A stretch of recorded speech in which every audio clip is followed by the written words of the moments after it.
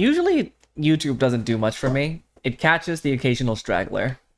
But I would invite them to join me on Twitch.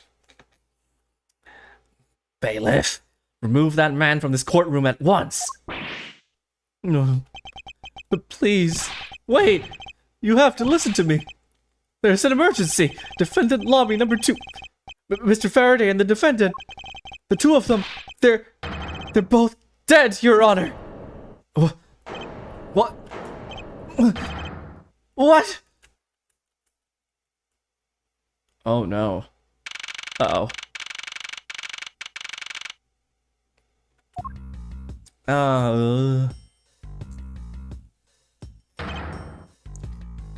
Who are you?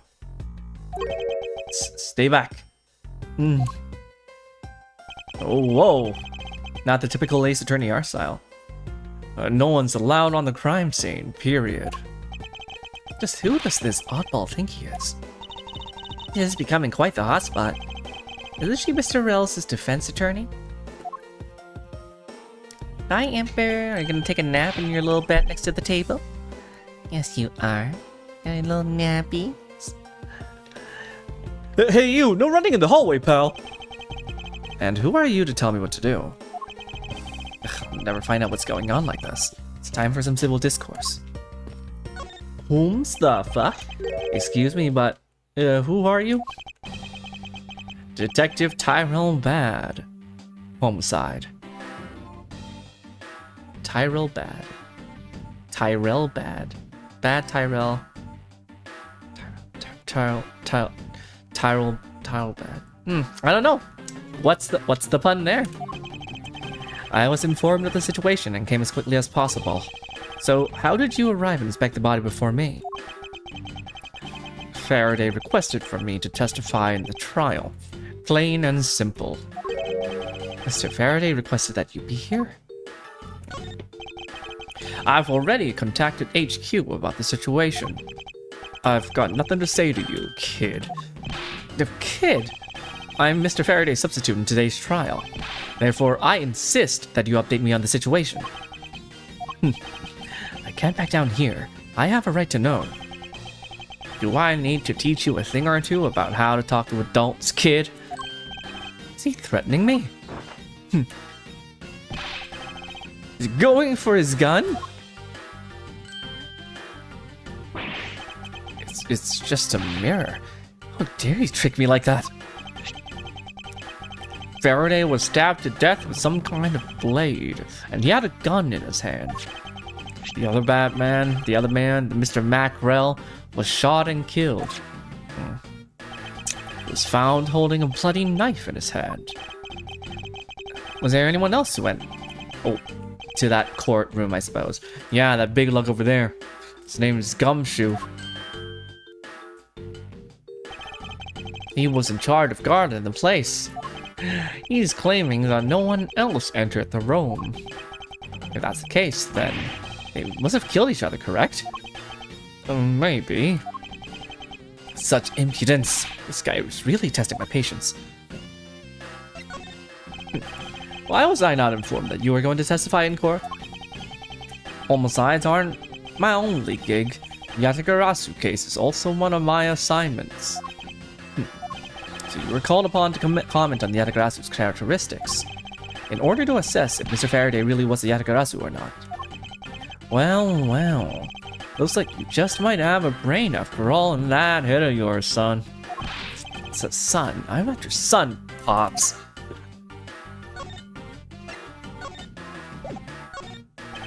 Detective Bad, I'd like to ask you about this piece of evidence. Could you please pay attention? I'm listening, but I've got nothing to say. End of story. Very well.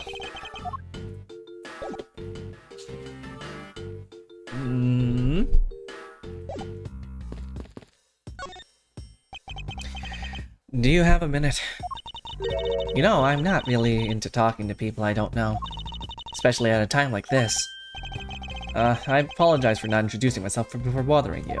My name is Miles Edgeworth. I was to take Mr. Faraday's place in court. Edgeworth, huh? Never heard of you. So Faraday's substitute is a newbie, huh? I'll have you know, madam, that I studied under Manfred von Karma. The little finger wag was from Karma. Do not take me for some naive novice.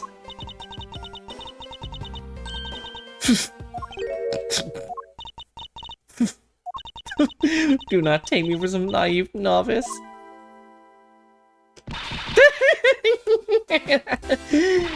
So you're a student of Von Karma. I should have... Those clothes are a dead giveaway. Stop right there. These are the garments of one who gallantly presents the facts. They are the scales of justice. Thanks for the great laugh, but try not to make me laugh so much, okay? Wasn't trying to do anything of the sort. Just kidding, I was just goofing around. By the way, do you know who I am? My name is Callisto Yu. Are you related to CCU? And if you're telling the truth, then we were about to go head-to-head in court. But of course. I have heard much about you, Miss Yu. But of course, I have heard much about you. You're a regular Shakespeare. Did I say something funny? I'd like you to update me on the situation. I don't really know anything. Why don't you try talking to those detectives over there? If that's the case, then why are you here? What's so funny? It's just that the way you speak is so tactless. The person I was going against in court until only a little while ago was just murdered. It's not like I could go back into the courtroom pretending as though nothing happened. That's a good point. I apologize for asking such an insensitive question. It's fine, don't worry about it. Hi, pal. And you are? Who, me? Hey, pal, it's common courtesy to tell someone your name first before asking theirs. Point taken. My name is Miles Edgeworth. I'm a district prosecutor. Prosecutor? Never seen a prosecutor as young as you, pal. I've told you my name. Now, would you mind telling me yours? Detective Dick Gumshoe. And just recently, I achieved my dream of becoming a detective. More than a dream. It's what I was born to do. Wait, maybe I should check and make sure I'm not really in some crazy dream first. This detective is entirely too excited to be at a murder scene. So, Detective Gumshoe, would you mind telling me what you know about the incident? You know that I don't have to tell you anything, right? I know that. But it would behoove you to fill me in on what you know. Wow, you're a proud one for such a youngster, aren't you? Well, anyway, Detective Bat is the one in charge. So you're just gonna have to ask him for all the details, okay?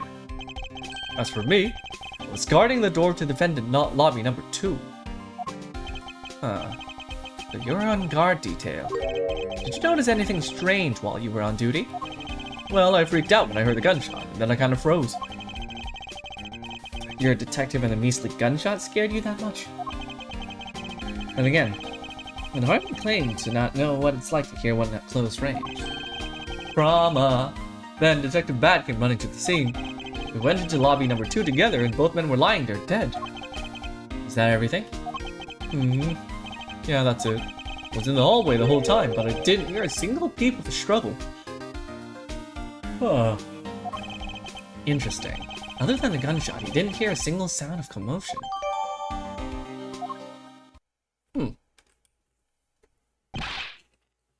Miss Yu.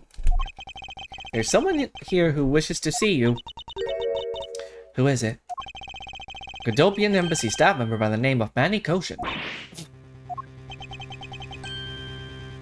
The one who killed CCU? What's going on? Detective Bat and Miss Yu's moods just changed all of a sudden. Wait a second. Wasn't Manny Koshin? I'll be right there. Okay, I've never had a case where there are 3 dead people, so this is interesting. It's nice to see you again, Miss Yu.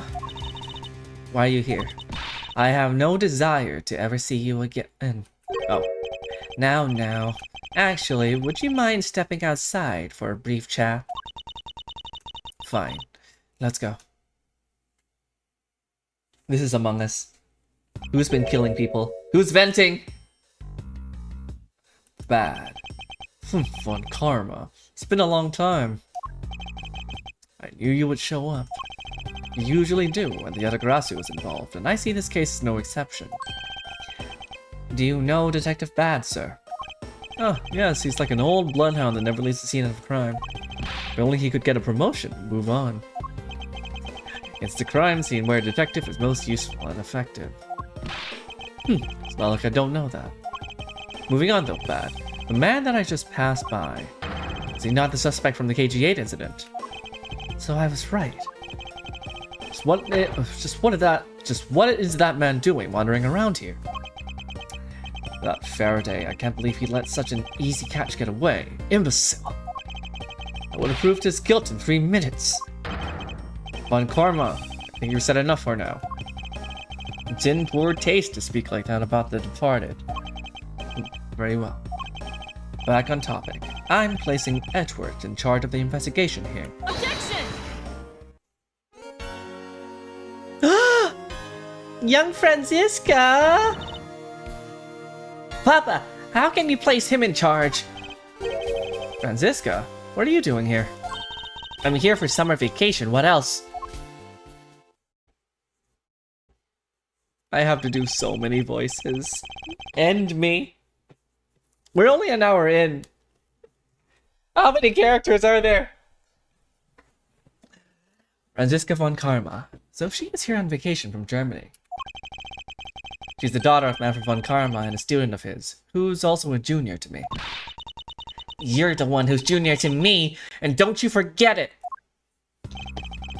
You're not conveniently avoiding the bar examination, are you? Huh. If you were able to pass, then I'll absolutely have no trouble at all. I'll never allow myself to lose to you. Never! It's a riding crop and not a whip. Why does she always have to be this competitive? Anyway, Papa, are you really assigning Miles Edgeworth to cover the case? Yes, I am. Why do you ask? Well, you know, I'm close to becoming a prosecutor myself. And I'm 100% confident that I can do a better job than him. It's just like Franziska. There's no problem bad-mouthing someone right in front of them. Bad. Yeah, these two will be conducting the investigation. What?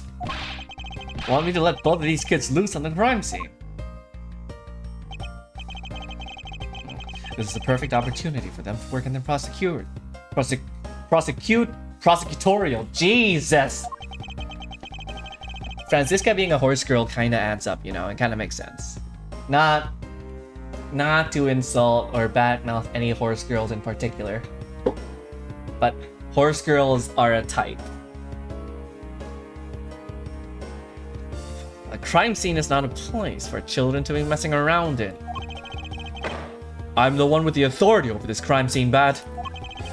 And I will not tolerate complaining. Edgeworth, Franziska, I leave this case to the two of you.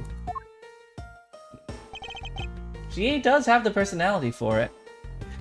Understood, sir. Yes, Papa. I'll go take care of the paperwork now. Remember, I'll accept nothing but a perfect report from both of you. Do not disappoint me.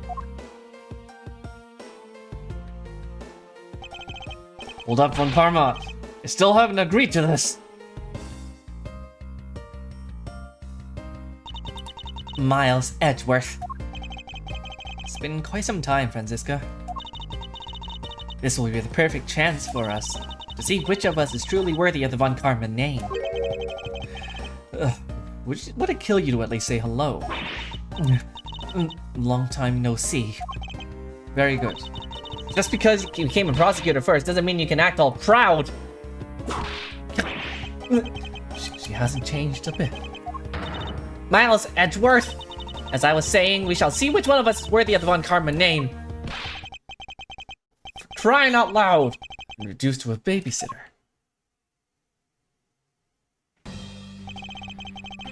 Looks like Mr. Von Karma was successful in convincing the detective. That's just like him, he never fails.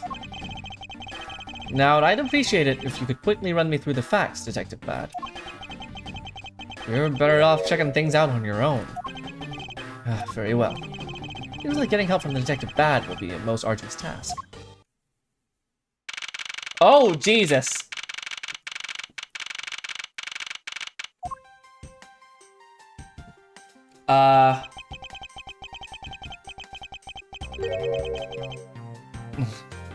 Is the only real explanation that they killed each other simultaneously? Miles Edgeworth, you should listen to someone until they're finished talking. What are you talking about? I'll only say it one more time. This is a competition to see who is truly worthy of the Von Karma name. A competition? The person that figures out the truth first wins. So the person who doesn't discover the truth is a dishonor to the name. Exactly. I don't care that you became a prosecutor before me. I simply refuse to hear any more foolish things coming from your foolishly foolish mouth. It is like the what to say sketch. What you say? Oh, you only meant well, cause you did what you say. Oh, and you're so fast.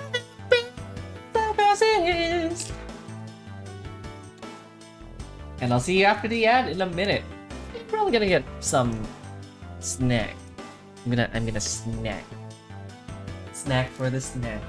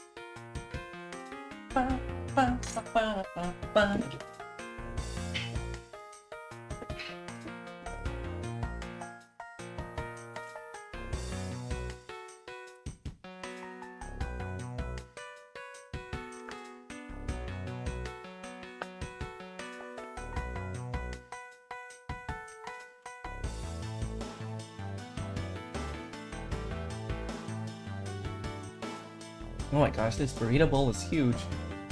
Okay. I can't even mix it properly. Okay. Okay, some of it goes onto the cover.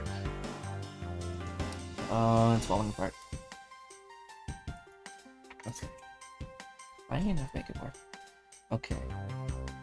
No. No, things are popping out. Sheesh. This is what happens when you need to use a fork to scoop everything because you've used up all your spoons and you haven't run in the wash yet.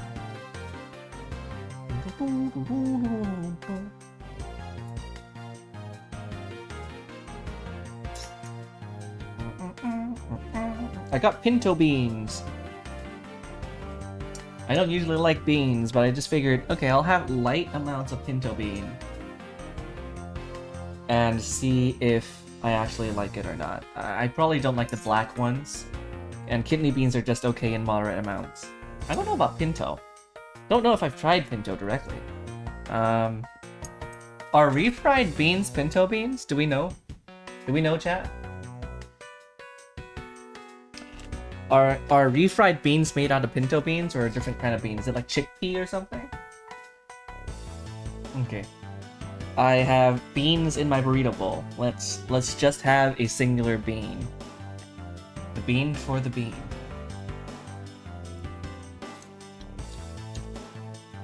That's not bad. It's seasoned quite well, so it doesn't just have the earthy taste to it. I like it. Not bad. Another source of protein, I assume. What is refried beans made of? Hang on. Refried beans. What bean do they use? They use pinto beans. Nice. Okay. A bean. Bean.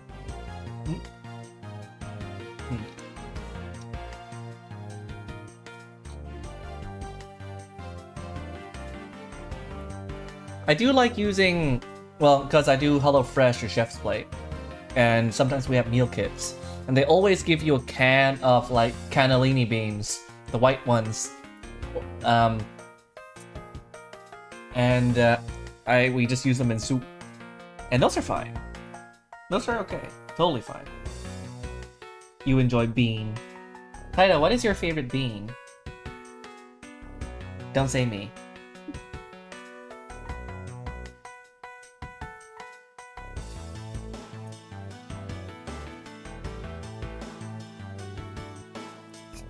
Butter beans, fuck. Don't know if I've tried butter beans, but just from their name, I think they fuck. Like, come on. Out of sexy names for beans, fava beans don't fuck. Butter beans, fuck. Jelly beans. I don't think that counts, Giuseppe. Okay, what other bean is sexy? Kidney beans are kind of... I wouldn't think about it sexually. I don't think kidney beans are fuckable. Hawthorn beans suck. Do you mean my paw beans? Chickpeas are pretty okay, but I don't think they count as beans. Soybeans! Those are always good. Edamame could technically be a bean. It's a legume, I guess. Wait, are all beans legumes? We're just going through... Are beans legumes? Yeah, beans are a legume. Which commercials for jelly beans? Don't think I was around in the West when that happened.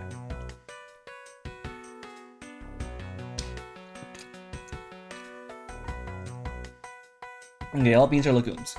Cool. Okay. A little bit of a sidetrack, but... Alrighty.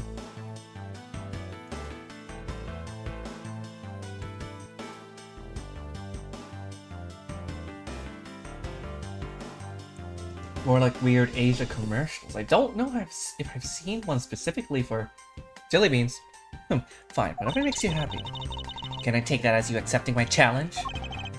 Once again, whatever makes you happy. Well then, let's begin the investigation, shall we? I'm going to find the perfect evidence and prettily present it like a professional I am. Competing to discover the truth behind a crime scene. How delightfully challenge. It's like a game to you, Francisca. You kids, over here. Ha! Serves you right, Miles. He just called you a kid. I said kids, kid. Yeah. How dare you call me a kid as well? Do what I please. And I won't allow you to cause a ruckus on my crime scene. Hey, big guy. You're going to watch over these two. Yes, sir. Detective Bat, sir. Now, what do I say from now on? Do what I say from now on, kids, okay? You better not get in our way, Scruffy. You'll feel the bite of my whip if you do. Then you, prosecutor boy. Let's get your investigation started already, alright? Great. Now, even that detective's treating me like a child. Alright, it's time to get investigating. Get a move on, prosecutor boy. So this is how their relationship started, huh? Francisca's like, what, 16, 17 in this game? 13! Yeah, you know, that checks out. Wait, she's preparing for the bar at 13? Von Karma, man.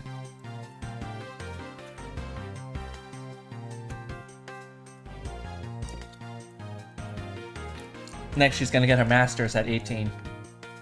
My name is Miles Jetworth.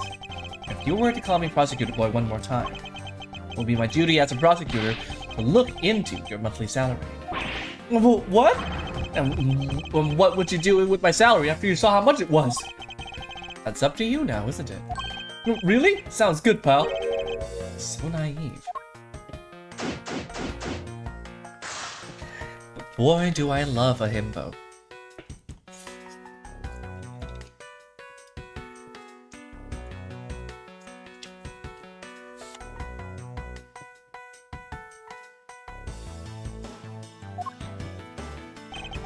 Detective Bad, may I have a word with you?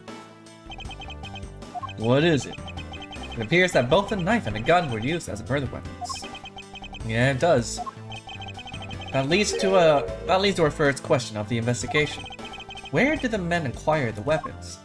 The gun was inside of Faraday's bag. It was a piece of evidence that was presented in the trial earlier today. It was used to kill the Cadopian Nemesis staff member. But I never heard anything about the knife. Mr. Rell was being held by the police. There's no way he could have brought it in.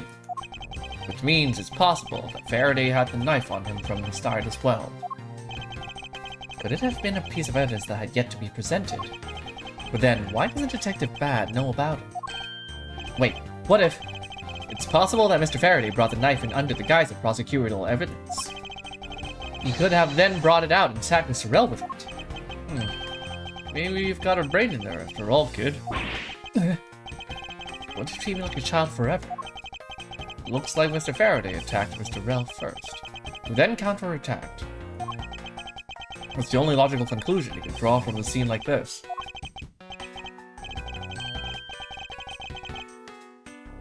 She's hated by many Asian kids, I'm sure, says Taido. Did you hear Francisco studying for the bar? Why can't you do that? Yeah, while going to normal school, high school, studying for a bar on top of that.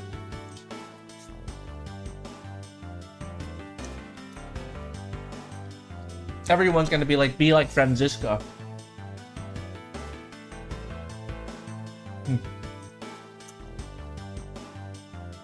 Not yet. I feel that it's much too early to be drawing conclusions already. Let's first find conclusive evidence as to protect the honor of the Von Karma name. Okay? Francisco, why are you like that? You okay? I see. Did you figure something out? This is a competition, Miles, and as such, I'd appreciate if you didn't talk to me. As you wish. Looks like Mr. Faraday fell on top of Mr. Rell. At first glance, it seems like they must have killed each other. However, using logic, the only logical conclusion is, aha! What was that outburst for? That detective's instinct just hit me real hard. It was Mr. Rell that fell first, see? You don't need a detective instinct for that. It's common sense. I suppose we won't know much more than that until I examine the bodies.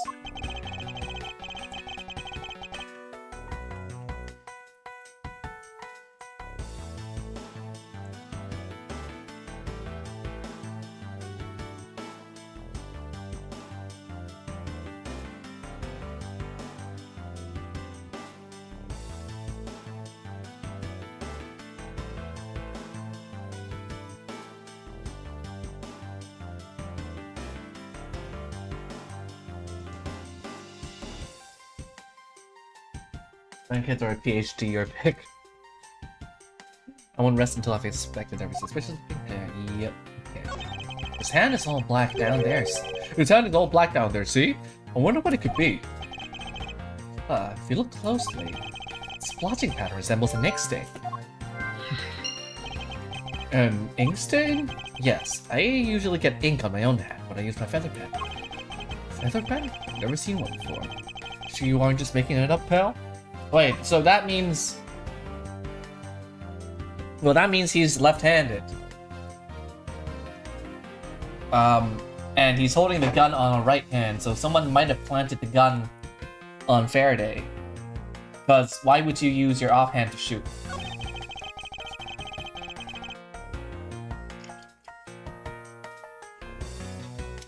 Looks like Mr. Faraday died while holding the gun in his right hand. So he shot Mr. Rel, then fell on top of him while still gripping onto the gun. Oh, but that's Edward.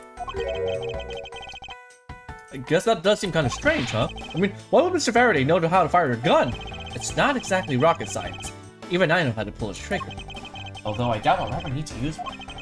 I hope I never have to fire a gun either, pal. But it sure does look cool to hold a gun in your hands. Here's my police screening procedures need a thorough review. Anyway, I should jot down some notes about the handgun in Mr. Faraday's hand.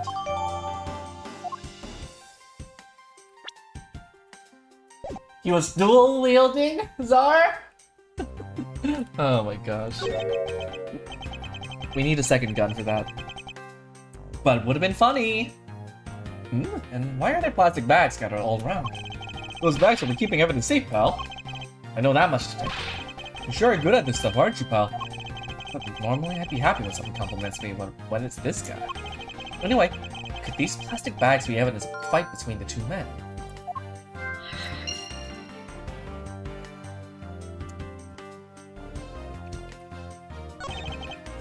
Mr. Faraday. How ironic it is for him to lose his life in the courthouse. Yeah, why did it have to be like this? I don't know what to say. Also a gun. Giuseppe. I can't believe this happened while I was on watch, pal. Rather than beating yourself up, you should spend your time continuing the investigation. Didn't you become a detective in order to solve crimes? Yeah. Then get back to work. Find out the cause of his murder. Right, I'm on it, pal. First, he killed a Cadopian embassy staff member, then he was murdered himself. This guy wasn't exactly an angel, you know. Oh? Well, what makes you say that? Well, he's been hauled to the precinct several times for theft and assault, pal. So yeah, he's definitely the type to have committed a murder or two. Well, he did admit to killing Mr. Dade Man. Hey, good luck, pal. I knew a detective's intuition was telling me something.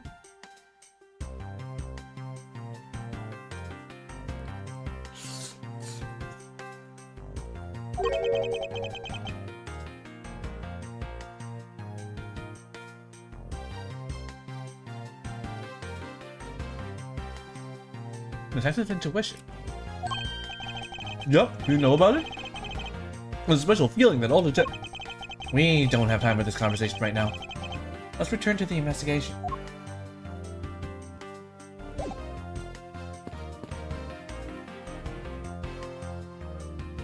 Is there more? Why are there plastic bags scattered all around? Those bags will be keeping evidence safe, pal. I know that much, detective. Oh, this is the same... Just the same line, but outside. That's weird. Can I inspect more? Yeah, thank you. Looks like Mr. Rel died with a knife in his hand. There's some blood stuck on it. Oh, that's worth again. Then he must have used this as a weapon. Yup, no doubt about it. Was Mr. Faraday carrying this on his personage? He'd bring this as a piece of evidence for the trial.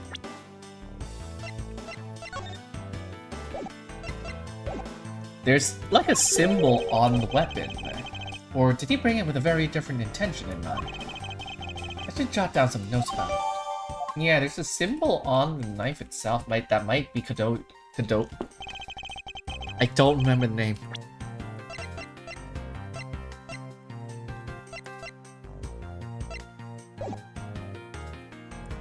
Miss Rail's cause of death was being shot, correct?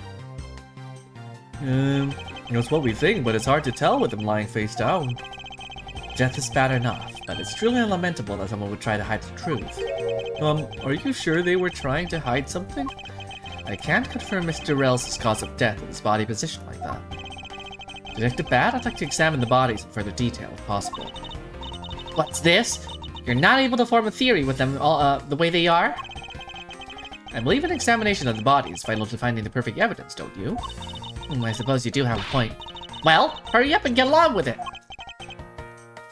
Levy. Yes, sir. We've taken enough photos of the scene, sir. And there you have it. Do you not approve? Well, of course not. What? Investigation of a crime scene is the work of a detective, so don't touch a thing. Hey, big fella, turn over the bodies for me, will you? Oh, okay. Please forgive me, Mr. Faraday, sir. Gumshoe, do not get emotionally involved. Remember, you're a detective. Yes, sir. Understood, sir.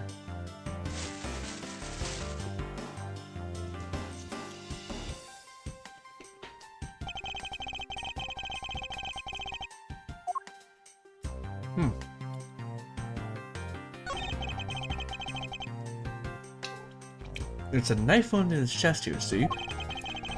I wonder if the wound matches the knife Mr. Rel is holding. Labby? Yes, sir. Verifying now, sir. Make it quick.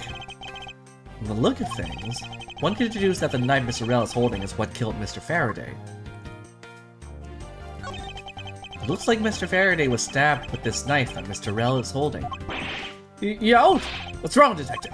My stomach started to hurt from just thinking about being stabbed. Just keep your mind on the case, alright? I can't inspect it yet? Okay. Shot in the chest. Takes some guts to fire a gun in the courthouse. I mean, I've been a detective for a whole week and I still haven't fired a single round yet. There aren't any burn marks on his clothes. That must mean... Wait, burn marks? A round grows very hot as it's charged from a firearm. Therefore, burn marks are usually left when a shot is fired from point-blank range. Ergo, Mr. Rel must have been shot from at least a yard or two away. Which doesn't make sense if they're piled onto each other, so...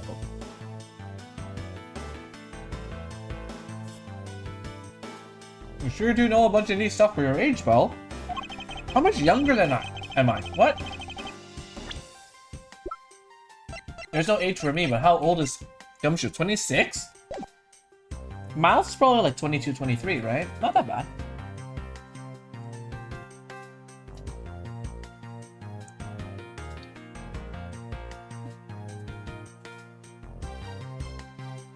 Apparently, this detective has much common knowledge as your everyday marsupial. There's something in his breast pocket. It's a fountain pen. Hey, you know, I always keep a pencil behind my ear. Because Detective Bat is always telling me, you should always write your name on everything you own. Yes, somehow you do strike me as quite a forgetful individual. Let us now try to understand how the two men died. First, Mr. Faraday took the gun and the knife out from today's trial evidence. Then he aimed the gun at Mr. Rel and fired. However, Mr. Rel managed to grab the knife and counter Mr. Faraday while being shot. Then, the two men fell together where they stood.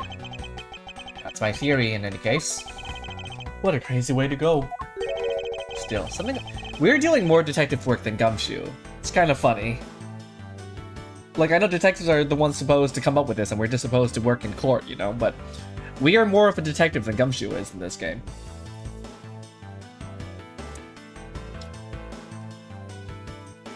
Still, something about that explanation just doesn't seem right.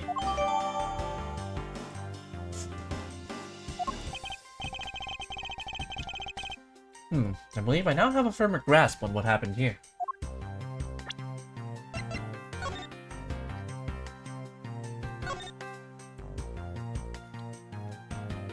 Interesting.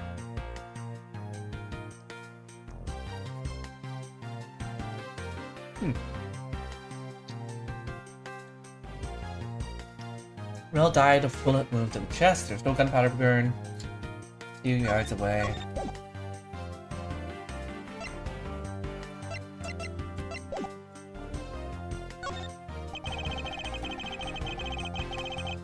Okay, that's all.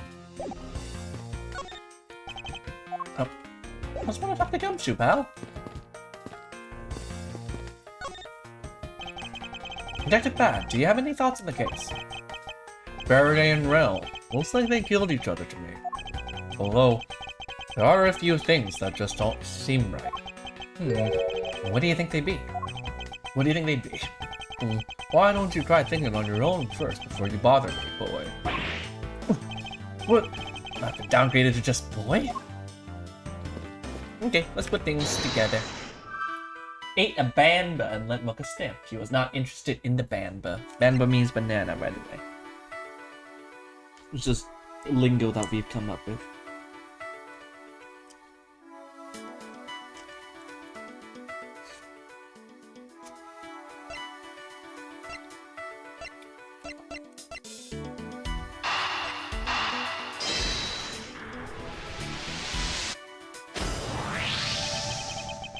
splotch on Mr. Faraday's hand.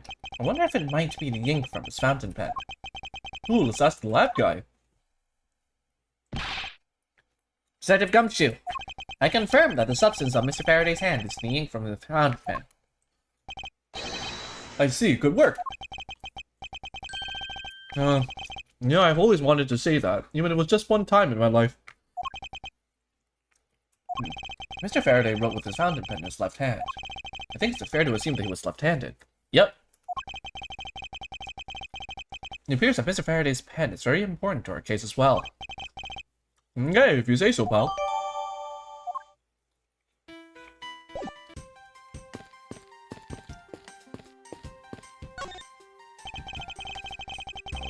There's some plastic bags stacked up on the table. There's a tea set too, but there doesn't seem to be any sign of disturbance. Yeah, the table's all neat and tidy. Interesting. There's no struggle there. Maybe they were super quiet in their scuffle? After all, I didn't hear anything from out in the hall, you know. Maybe the plastic bags scattered on the floor are throwing us off.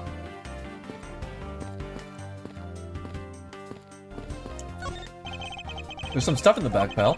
Suppose this was Mr. Faraday's bag. Probably the trial evidence I was supposed to collect from him. This is the evidence? I better not touch it. I'll leave prints on it. You just not pay attention to everything you do. The window is open, and there's a fresh, flowery scent in the air. Oh, the flower in the garden down there is so gross and ghastly.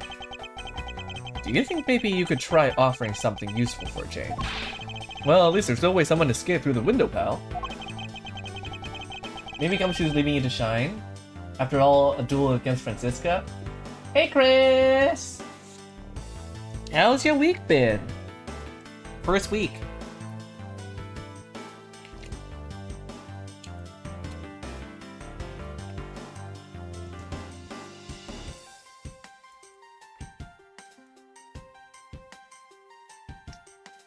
Did Movement get more people join this year?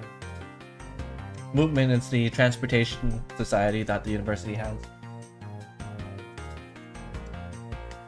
I think it's called Movement. I might have mixed up the name though.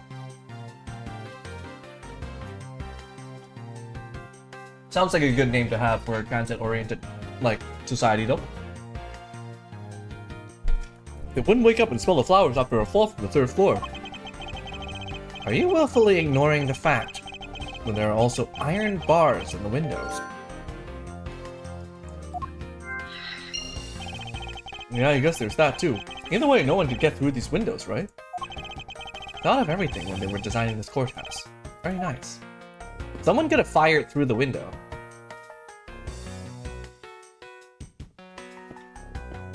Someone could have fired through the window and struck, yeah.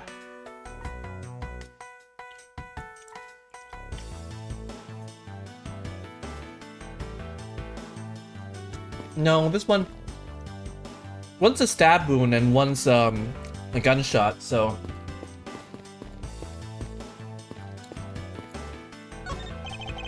This decorative plant's foliage is quite nice. It's actually soothing to be around it. Perhaps I should purchase one for my room. Is there more to put together?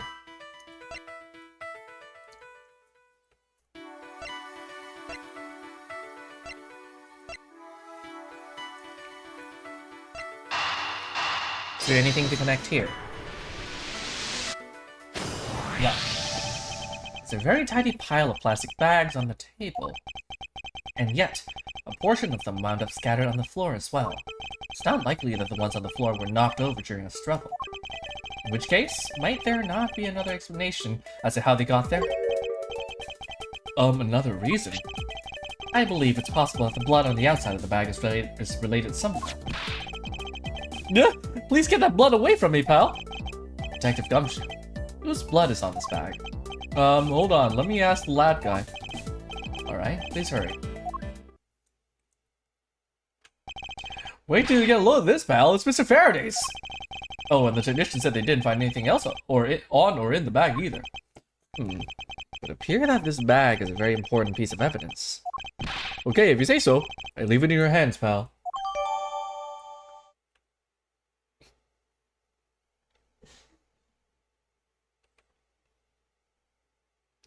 Yeah, someone could have shot the assailant, or the assailant stabbed Faraday and then got shot, or...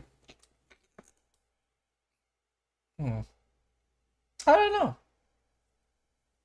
There are too many things that could have happened, so I don't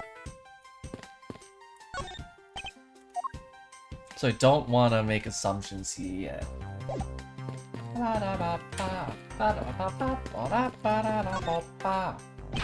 Whoa! What is it, Mr. Gumshoe?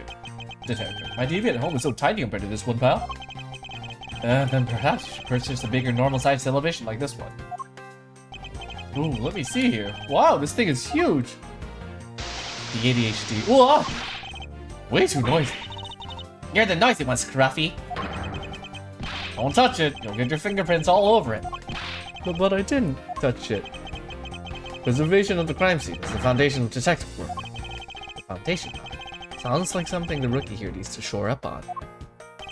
I guess there's not much left to investigate, huh? They really did kill each other. No, we can't conclude that quite yet.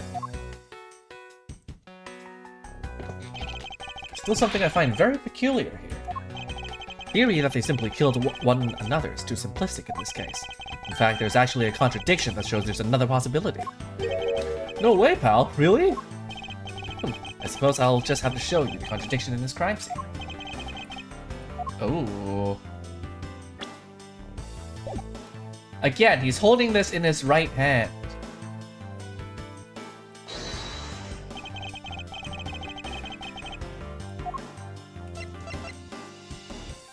Eureka!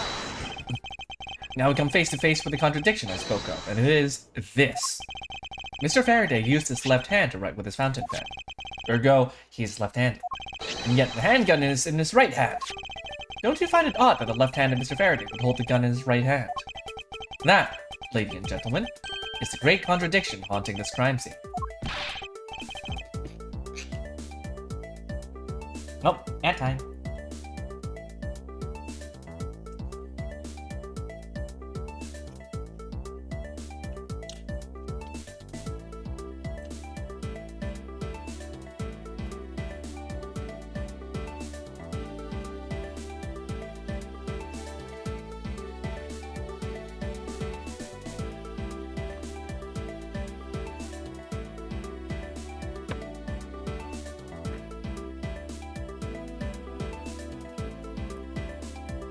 If I had a little bit more money, I would have added guac into this burrito bowl.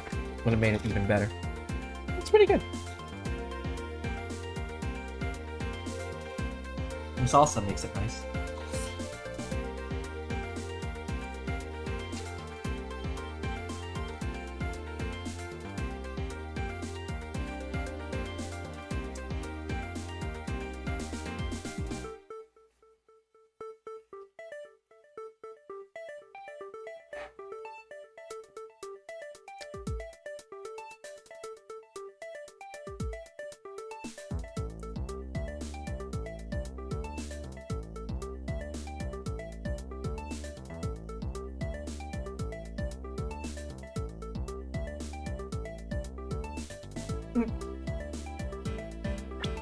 Okay, so... Yep, it's true that you do fire your firearm from your dominant eye. I am right-handed, but my dominant eye is left. It also has worse vision than my right eye. Does he have two guns? I thought that'd be the only gun. Bigger, but the surface gravity is higher. Czar is the real ace attorney. Well, real firearms expert. Oh, it's Ganymede's largest moon. Cool. But typically you carry it as designed, which is 90% of the time right, therefore innocent. I mean, I think they're just going with the logic that if you're right-handed, you fire with your right hand. If you're left-handed, you fire with your left, which I guess simplifies things. You're right, Val, that does seem kind of strange. But how would something like that happen? The facts add up to one conclusion and one alone. Someone else put the gun in Mr. Faraday's hand after he died. Someone else? Plastic bags scattered on the floor and a gun in the wrong hand. weeks in the presence of a shadowy figure behind this case. A person of vile intent who was serious about keeping the truth from us. Franziska's just tapping her foot on the side.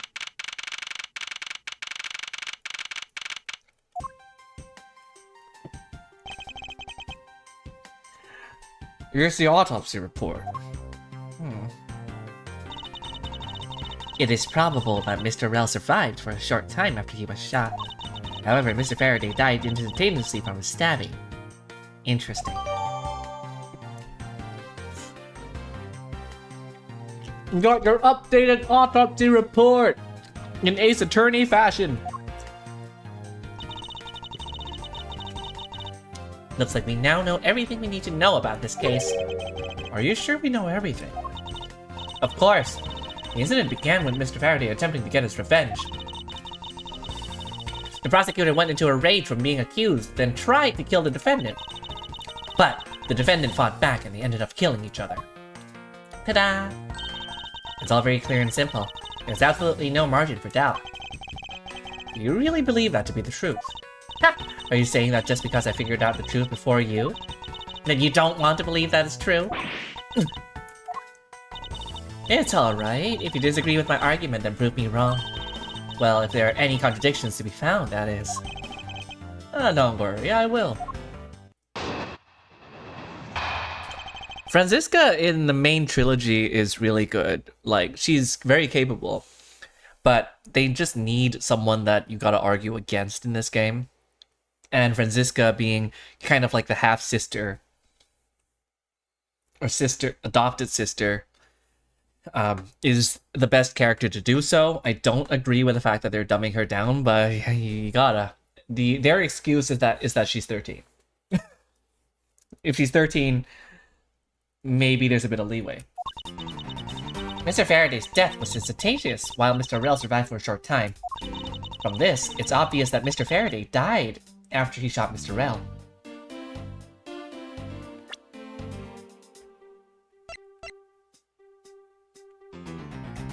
Yeah, sure. And Mr. Rell, while on the brink of death, stole Mr. Faraday's knife and stabbed him. Those are the facts of this case.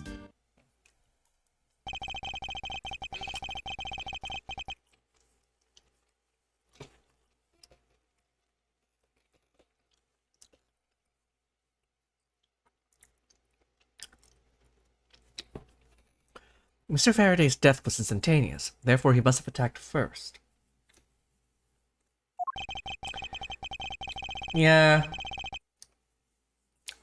You just need a rival to dispute, because that's a gameplay, so bringing someone in that's too capable is just not as nice feeling as being the one that just wins, but I get it. I wish she's a little bit more capable in this game too. Proving that logic to be false is probably the fastest way to show her that she's wrong.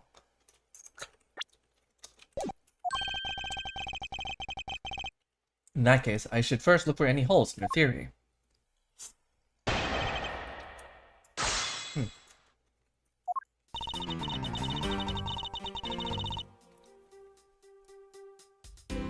Hold it! We press everything.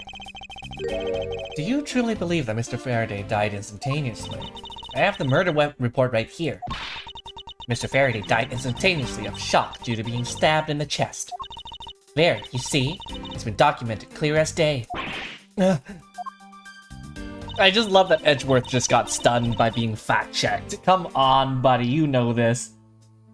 From this, it is obvious that Mr. Faraday died after he shot Mr. Rell. Hold it!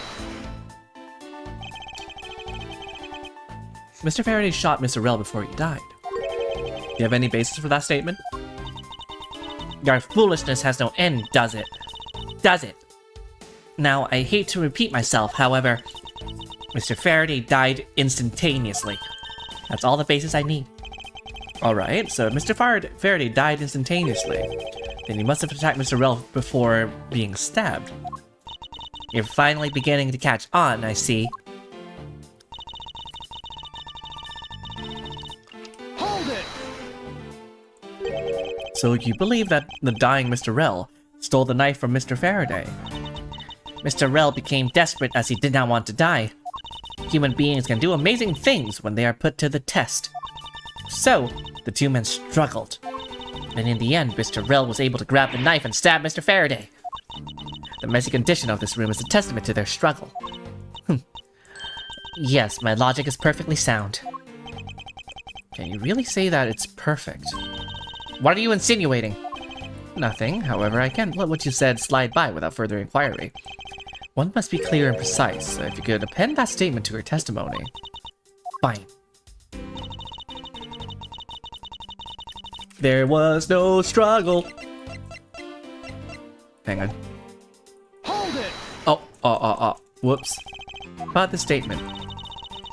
Mr. Rell used all of his remaining strength. One can nearly say that they had a violent struggle.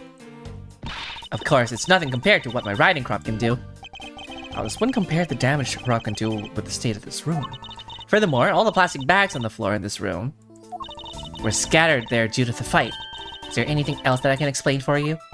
No, that will be fine.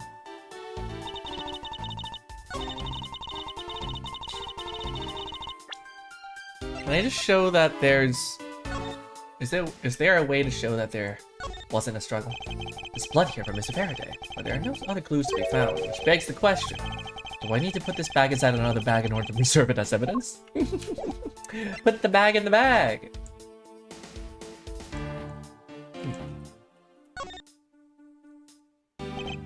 It seems Mr. Faraday was in the habit of using very nice fountain pens. That's the total opposite of me. I don't get these things at all. Yeah, well, I think the pencil behind your ear suits you just fine. That's such a long-winded... That is such a veiled insult. Wow. She's like, I've never used anything this fancy before, and Edgeworth just being like, yeah, I think the pencil suits you just fine. You're okay. Oof.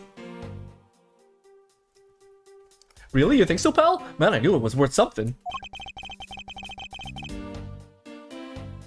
Wasn't exactly a compliment, Detective.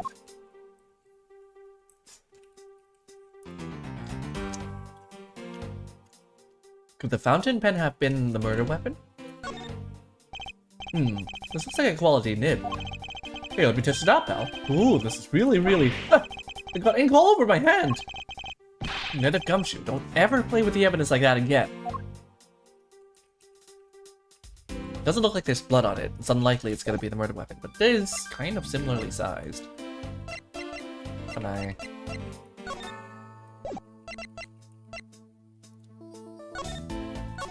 Discovered immediately after a gunshot was heard. Shock from the stabbing caused instantaneous death.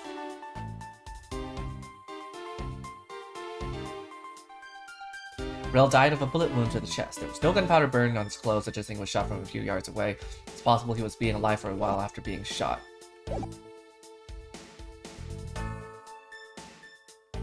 They struggled and used the last of his...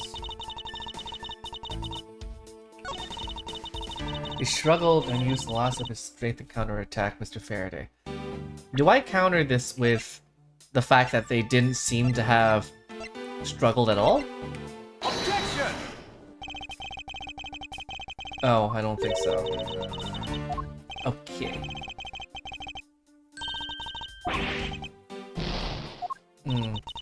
Okay, I have to take a closer look. I have to calm down and do a better job of finding a flaw in her logic. I'll just press her last one. Well, this has to be it. Rell used the last of his strength to attack Mr. Faraday.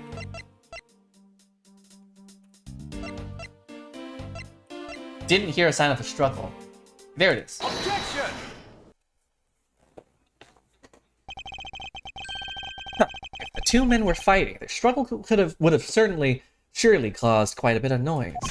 However, Detective Gumshoe testified that he heard absolutely nothing. Ha! You place too much faith in that detective's testimony, you know? But for the sake of argument, let's say there wasn't a fight. How, then, did Mr. Rell get his hands on the knife? Mr. Faraday's bag was sitting right here in lobby number 2. It is not hard to imagine that perhaps Mr. Rell saw a chance and took it out at some point. Really? Yeah. So, what you're saying is this. Mr. Rell took a chance when he saw the opportunity and took the knife from the bag. And then, Mr. Faraday shot Mr. Rel after being stabbed? Isn't there something strange in Francisco's statement just now? Yeah, because he died instantaneously. Wait, something doesn't add up. Oh, really? It's simply not possible for the,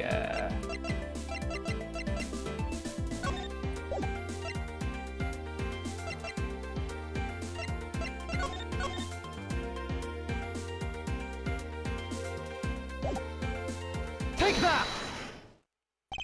According to the coroner's report, Mr. Faraday died instantaneously, meaning that he died immediately upon being stabbed by the knife. Ergo, he could not possibly have fired the gun after that. Ooh, you got me. But of course, Well then, if the report is correct, then there is only one correct explanation. If we suppose that Mr. Rel attacked first, that Mr. Faraday, who died instantaneously, would have been unable to kill Mr. Rel. therefore Mr. Rel must have stabbed Mr. Faraday after he was shot. Then they both died. That's the only explanation that makes logical sense. Negating your opponent's ideas in order to prove your own theory. I see you've been studying, Francisca. I just wanted to explain it to you as simply as possible, before you foolishly propose a foolish theory that only a foolish fool like you could. How naive of you to believe that only your opinions are valid. Still expect to discover the truth that the crime scene offers you. Francisca, you've still got ways to go. Yeah. What are you talking about? Are you saying there's a flaw in my logic? Mr. Faraday died instantly. And the fact that he did is what gives rise to the contradiction in the scene. The contradiction here in this crime scene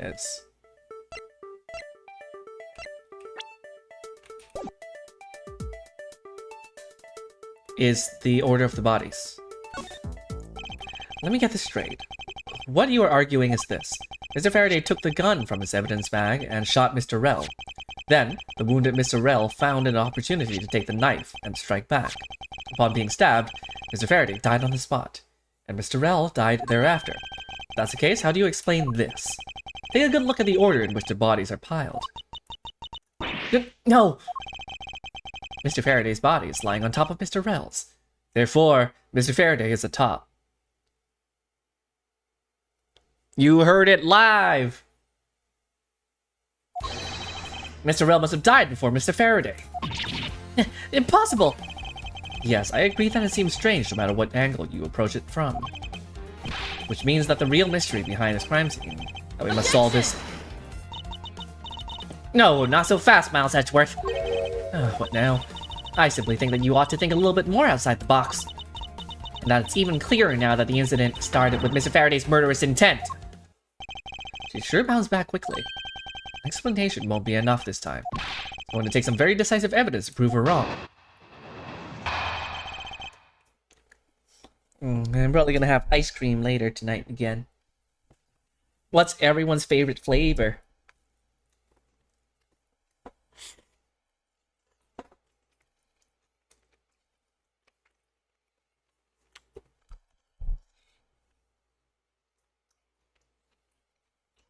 Mint with coconut chips? Mint chocolate is a really popular one, especially in Japan. Mint choco is popular. For me, it's either really good quality real vanilla. Milk ice cream is nice, actually. Soft serve. Coconut is quite nice. I also like cookie and cream. Yes, they all have vanilla in it. I just had a peach yogurt, like frozen yogurt today from Chapman's, a Canadian brand. It's pretty good. Really depends. Right now, Rain or Shine has bomb-ass ube. Rain or Shine is our local ice cream shop. But also matcha yuzu. Do they match? The bitterness of the matcha with the sourness and sweetness of yuzu.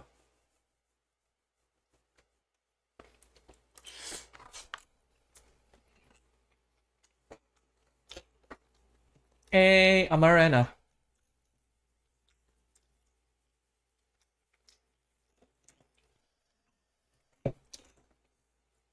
Oh, I like grape. I usually like grape soda, grape flavored drinks. Like, it's nice.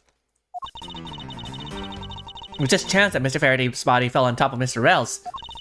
The two bodies fell into a pile, which indicates that they attacked each other at the same time. It really doesn't matter in the slightest that they fell in the opposite order. Yes, it does. The gunshot is not point blank. I just know that Francisco's explanation isn't absolutely correct. All I have to do is find a hole in her logic. Yeah, like the gunshot hole. Once I do, I can then present her with the evidence that proves the contradiction. Get him! Get him, Edgy Poo!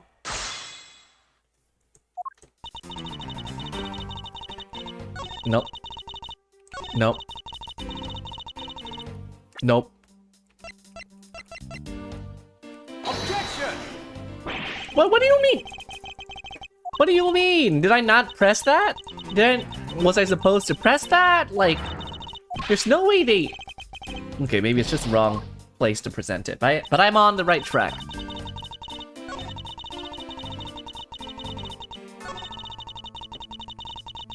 Hold it! What do you mean by they attacked each other at the same time? I assume Mr. Faraday had two different weapons in his hands. He made to attack Mr. Rel while holding both the knife and the revolver. And that's not a revolver. It's a handgun. When did they mention a revolver? That's more like a Glock. After Mr. Faraday fired the gun, Mr. Rel grabbed the knife as he was falling and stabbed Mr. Faraday. That is how Mr. Rel wound up on the bottom with Mr. Faraday on top. At close range, that's more than possible. There it is. Yes, it's possible, but... Well, if you have any other ideas, then show me what you've got. Oh, I will. And to that extent, I'd like for you to... Yeah, I just presented it too early. This game punishes me for being smart. Hold it! Oh, I pressed it by mistake. I am so dumb.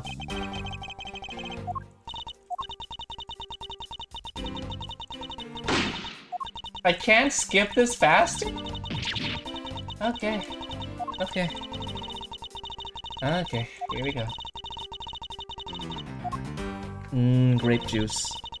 I love grape juice. But a lot of the cheap grape juice out there, or actually cheap juices in general, are like a combination of multiple fruits. Like, you would look into apples, like apple juice, and sometimes there's like pear mixed into it.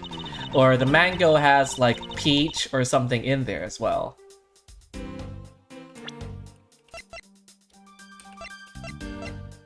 Objection!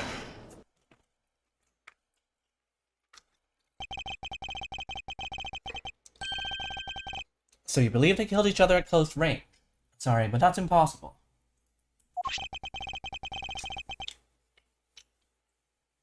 Just that it's written in the crime scene notes. The firing of the handgun did not leave a gunpowder burn in Mr. Rel's clothes. Therefore, Mr. Rel and the gun must have been separated by a distance of at least 2 or 3 yards. Ah! Yes, this is by far the biggest contradiction. Two bodies are piled up on each other, yet the gun was fired from a distance.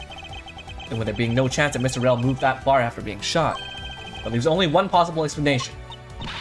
But what a completely foolish line, a foolish thought from a thoroughly foolish fool! If I'm not right, then who was it that made the first move with the intent to kill, huh? Who? The person that attacked first with murderous intent. That would be...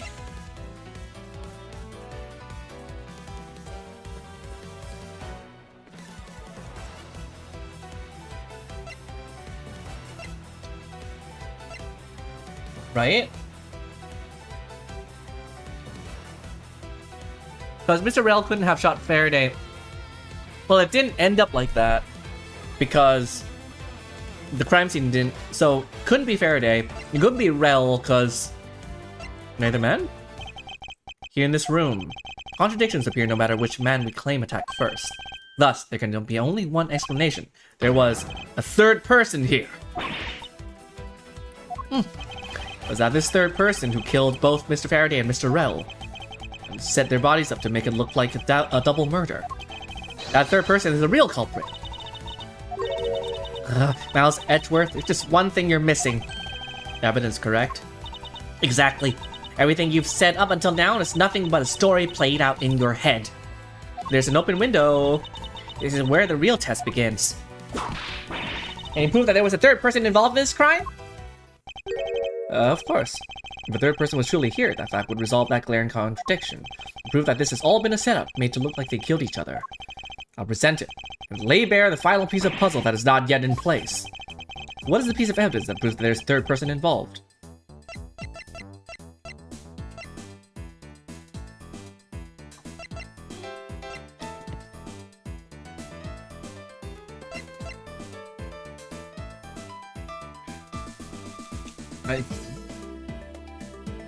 You think so? It might be the bag of blood. Because why would it be there? I don't know, actually. This one is a bit...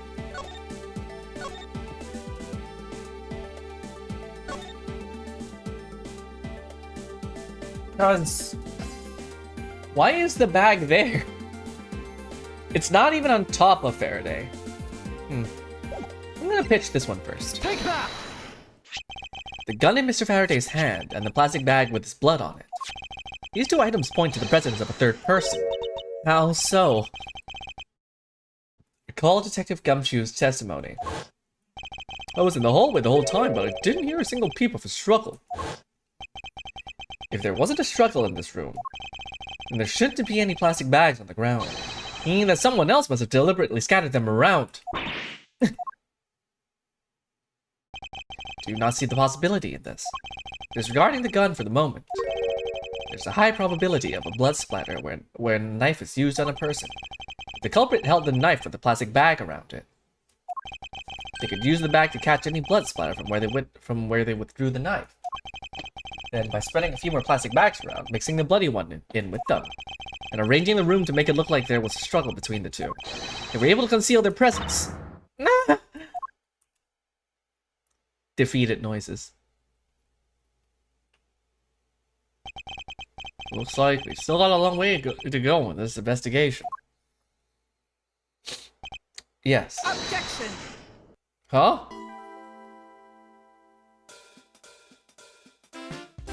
Judge? Well, what the heck is up with you, pal? Mr. Bad, I advise you to place Detective Gumshoe under arrest. Oh, what? What's the meaning of this? It looks like you're not man enough to discipline your own subordinates. Don't you dare. Now, Detective claims he was there, standing in front of the door the entire time. But I have it on good authority that was all a giant lie. Mr. Yu, I ask that you please explain the last statement. I'll let His Honor explain it himself. I just saw it with my own eyes, I tell you.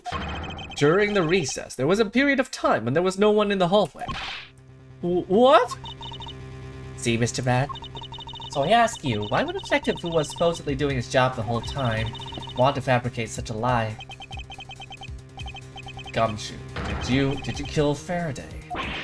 No! Of course not, sir. It would appear that the one who set this whole crime scene up is that detective, which basically renders his testimony a complete lie and wholly invalid. It looks like your perfect logic has come tumbling down, Miles. I was in the hallway the whole time, but I didn't hear a single peep of struggle. Was that statement really a lie? Gumshoe's animation is nice. Detective Gumshoe, you're now a suspect in the murder of 2 men. Now spit out the truth or so help me. I haven't lied to anyone, sir. Honest. I really was there. I was in the hallway the whole time. Detective Bad, I ask that you please do not act without my permission. After all, I am the one that is heading up this investigation, am I not?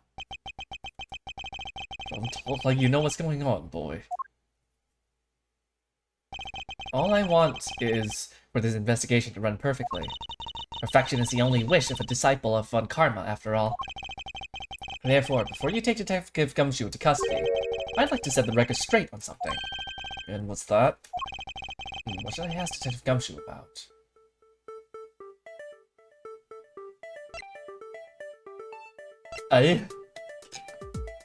Well, there's no light bar.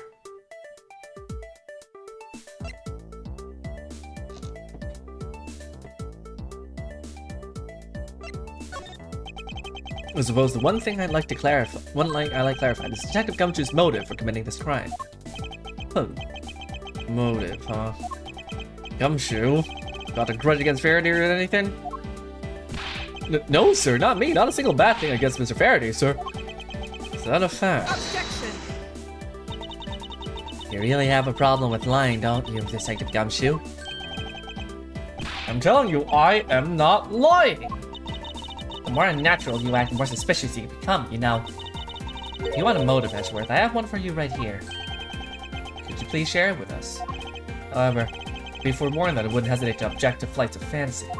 Because all I'm interested in is the perfect explanation. You're serious, aren't you? Fine. You amuse me, so I'll humor you with a little courtroom practice.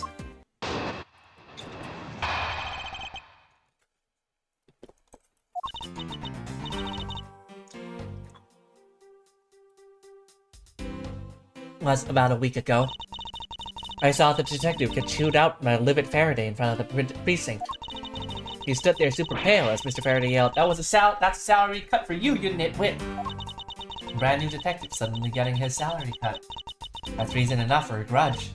Well, is that for the perfect explanation? Really? You totally misunderstand me, pal. No matter how mad I get, I could never hold a grudge. Quiet. Can't trust anything you say. Sir, there's nothing wrong with the motive she proposed, per se. But there are some gaps in the logic that need to be filled in. Mr. Yu's perfect explanation may not be so perfect after all.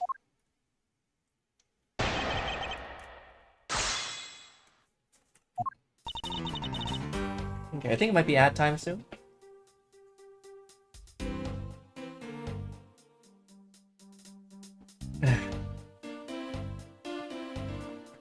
Don't know if it started yet. Whoops. Oh, there's no message, so it might not have. Was about a week ago. Sure. Hello?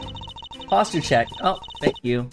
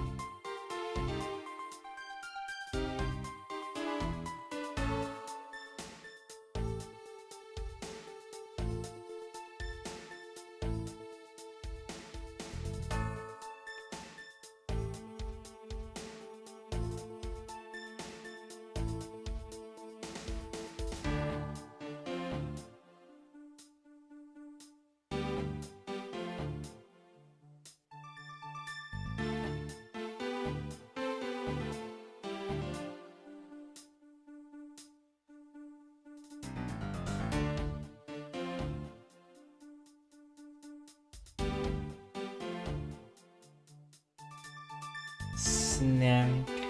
I'm currently stretching. My back is extra sore today.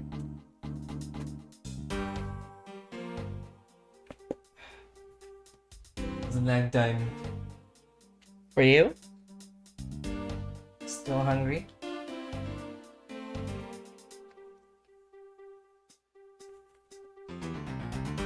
And with that, I am done stretching. Thank you, Giuseppe. Back is sore today. Okay, tell me more. Mr. Faraday was upset. Yeah, you know what else? Mr. Faraday isn't exactly known to get angry often. Oh, thank you, Taito.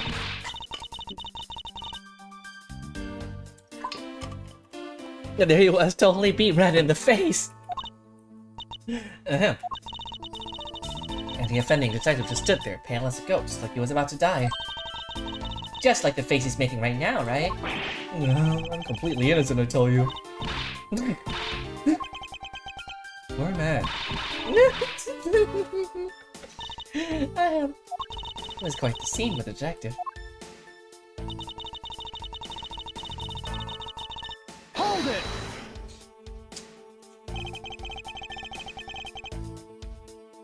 You just stood there watching this unfold in front of you. Yeah, I have to say it was really enjoyable too. But that's why when I saw Detective Gumshoe earlier, I knew to steer clear of him. No way. That was because I had something stuck to my face. What do you do? Huh? What got stuck on my face? Let's start with your eyes, nose, mouth. Oh. And those ridiculous eyebrows. Huh? Wow, you're mean. Bye, Chris. Thanks for coming.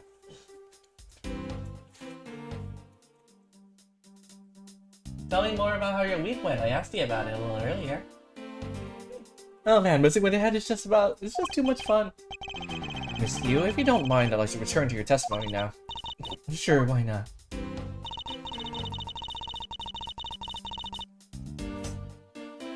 Hold it! Got a new detective salary right off the bat like that.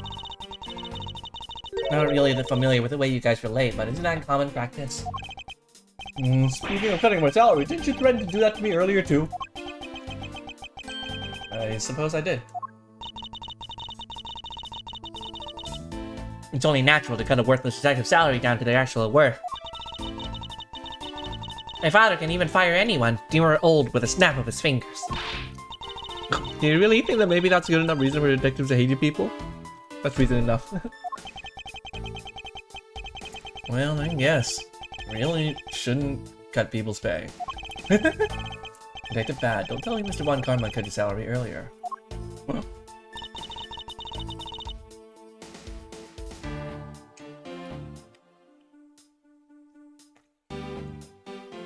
How do prosecutors have power to cut the pay of a detective?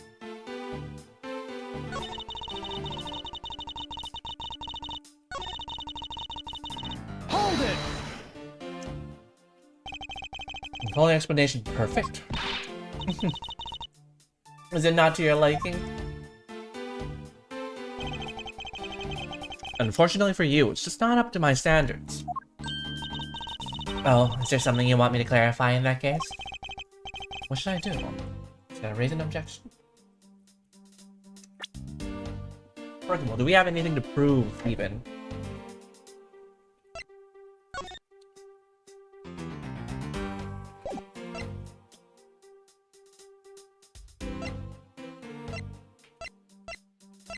There's nothing to do, but we will raise one. Alright, and if you can clear this one thing up for me. Okay.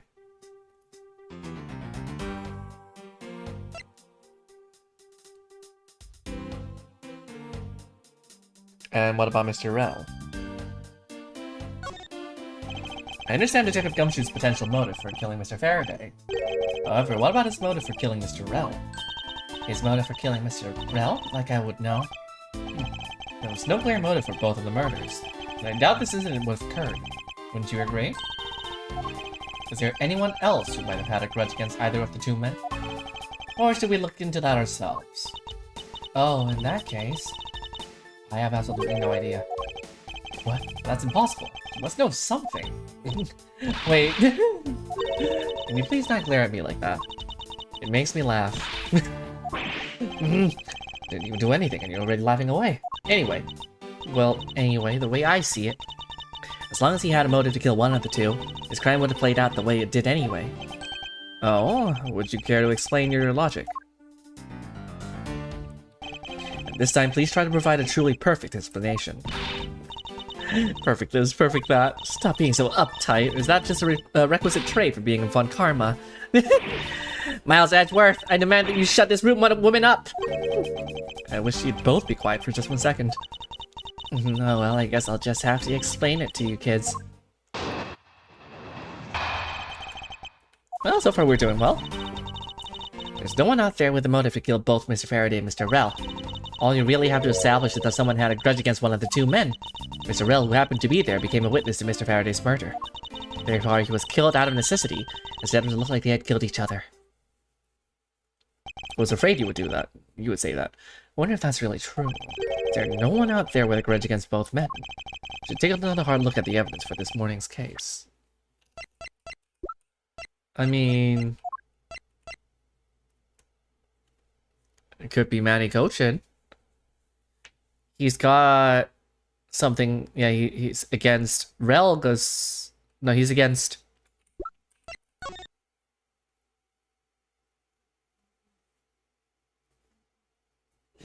Manny Kochin found not guilty. He could have had a grudge against...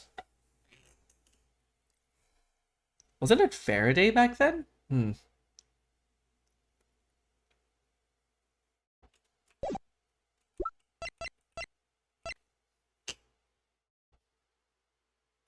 Was gunned down in front of the embassy by Rel. Embassy staff killing suspect.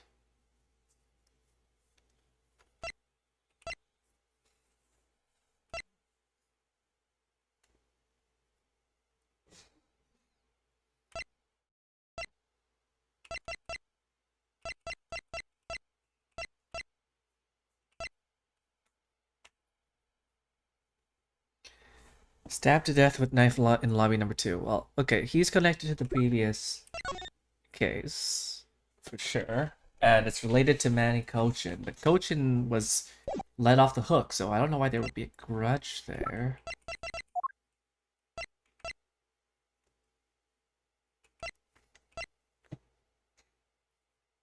He's a suspect of the KG8 incident. Oh, I guess there was a grudge because Faraday would have tried to prosecute Manny Kochin. And he was found not guilty, but that doesn't mean that he's got no beef against his prosecutors, so... And then why would he have a grudge for killing Rel? Is it because Rel might have killed CCU? Was something related to the smuggling ring? The second KG8 incident, as people are calling it, involving an embassy staff member, and the 2 men who both wound up as suspects in the case. Is there someone else I'm overlooking who is somehow related to them?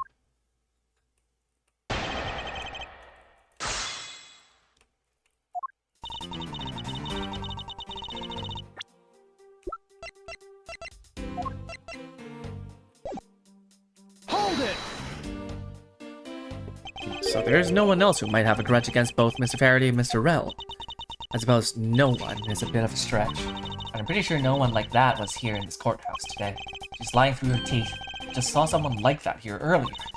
Besides, you don't need to prove the killer had a grudge against both men.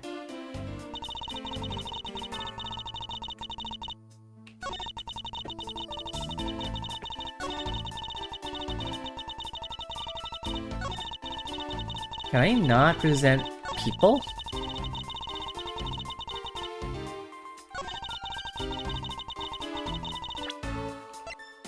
I can suggest this one, I guess. Objection! Yeah. Miss Yu, I believe there's someone you overlooked in making your statement. Or rather, is it because you'd rather not bring this person up? What do you mean? You're looking for someone with a reason to kill both Mr. Faraday and Mr. Rel. I can think of at least one person that fits the bill. He was a suspect in the original KG8 incident. And a member of the Cadopian embassy staff, Mr. Manny Kochin. That's right, the very man who came to visit you earlier out in the hallway. The man who killed a member of the Cadopian embassy staff, Mr. Rel.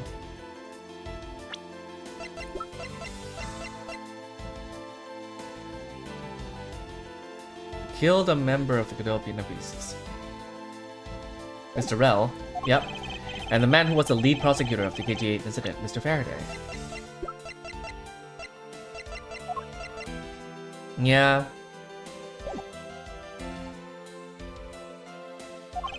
Are you telling me that Mr. Kochin has no reason at all to kill both of these men? Well, I suppose he might have a reason or two. You covered for me, pal. Maybe you're not such a bad guy after all. Don't get ahead of yourself. You're still a suspect, make no mistake about that. The perfect evidence, the perfect testimony, these are the only things I wish to hold. But I didn't do it! Stay under my authority and go investigate Mr. Manny Kochin for me. And remember, I will not be very forgiving should any of this leak out. You want to investigate Kochin? You'll just be wasting your time. And why is that? Kochin was up in the viewing gallery watching the trial. So I was told. Every cop in this place has been keeping an eye on the guy since he arrived. And the only suspect we have is still Detective Gumshoe. I suppose so. No way. Come on, Detective Bad. You gotta believe me, sir. It really was in that hallway the whole time, sir. Never took a single step into this room, sir. Okay, then are you saying that there was someone else who passed through the hallway? No. It was no one else, sir. Then why should I believe you didn't do it? It's one incredibly foolish detective. Standing right in front of a crime scene all by himself. As good as a confession of guilt. I have to admit it's a bit strange. Most criminals will fabricate some sort of lie to escape their crimes. But that detective really wanted to prove that he is innocent. I think he would at the very least offer up I spaced out while I'm on duty or lying. Is the open window a way to shoot, you know, like, I don't know. I doubt you could shoot a gun and kill, though. Like, it's all a bit sus. Come on, Mr. Gumshoe. Time for your investigation. Not too bad. Hello?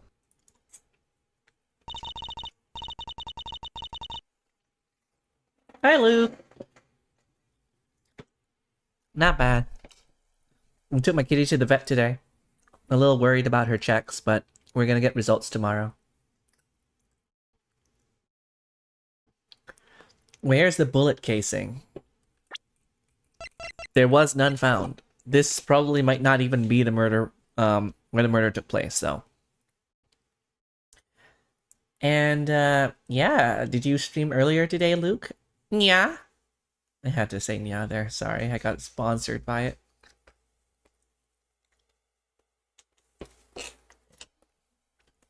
Miles Edgeworth, I will go on ahead and report this to Papa.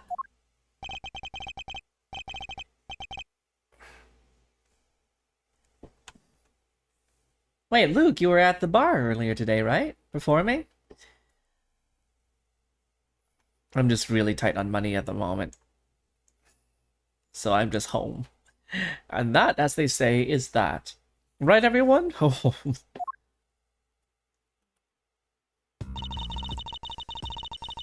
Well, I suppose we should both be getting back to our real jobs now, huh? Oh, thank you, Luke. Sorry I didn't really quite make it to the end. I knew that they were looking for more people at the gathering event today. But not necessarily in the best headspace. Took my cat to the vet, they're doing blood tests. I'm gonna figure out tomorrow. And on top of that, it's expensive, but I'm thankfully quite covered there at the moment. Thanks to some donations. Yeah, I'm sure there's gonna be a second time. Well, I suppose we should both be getting back to our real jobs now, huh? How are you even able to lurk in a bar like that with music in background? Like, how are you listening to me? What? Before we do miss you, there's something I'd like to speak with you about. What is it?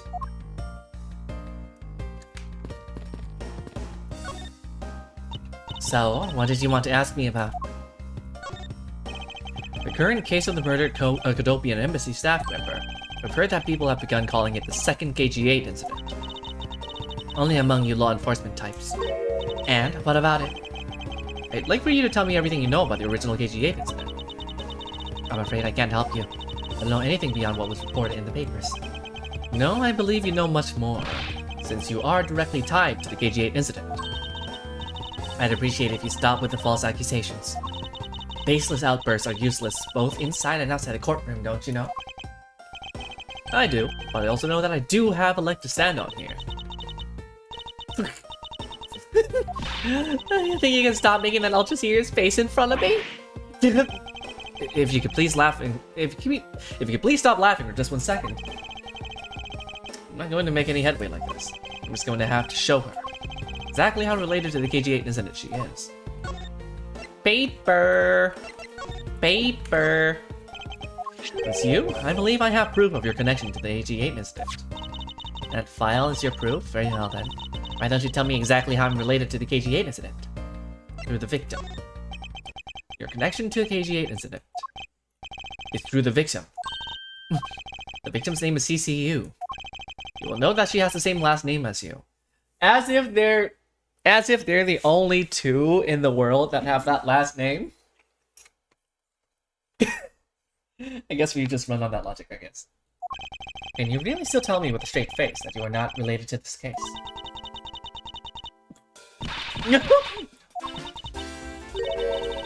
Sorry, but we're not related. Just kidding. You asked that question with such a serious look on your face. I couldn't help it. Miss you? I ask that you please tell me the truth. Ahem. Alright, I'll tell you everything I know.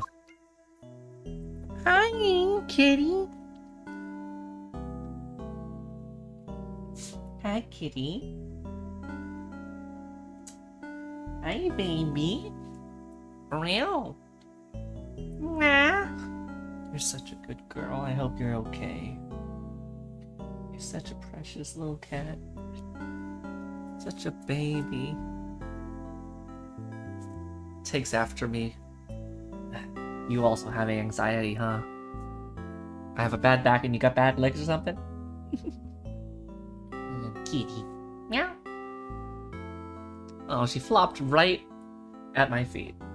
So I can't even move the chair closer to the desk at the moment. I can't roll her over. You never plopped there. What is going on, girl? Hi, MP.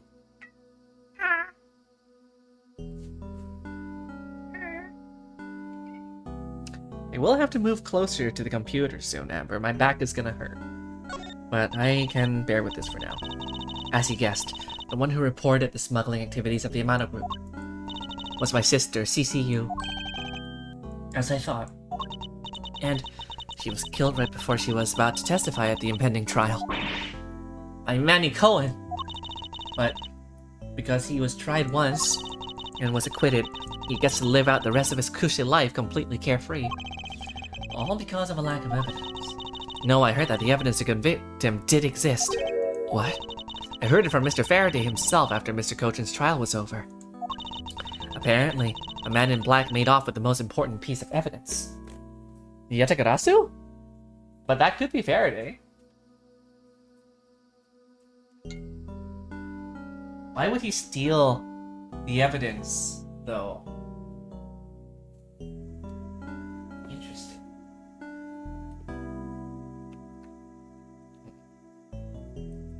Why would Faraday steal the most important piece of evidence that would convict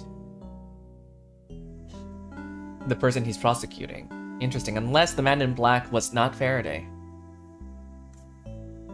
But we can kind of assume that Faraday was Yatakarasu. It's just, maybe not? Maybe it's a twist? We just kind of meta-wise put it together that, like, since Kei Faraday was the second Yatakarasu, the first one must also be a Faraday, but, you know, might not be true. It might not be.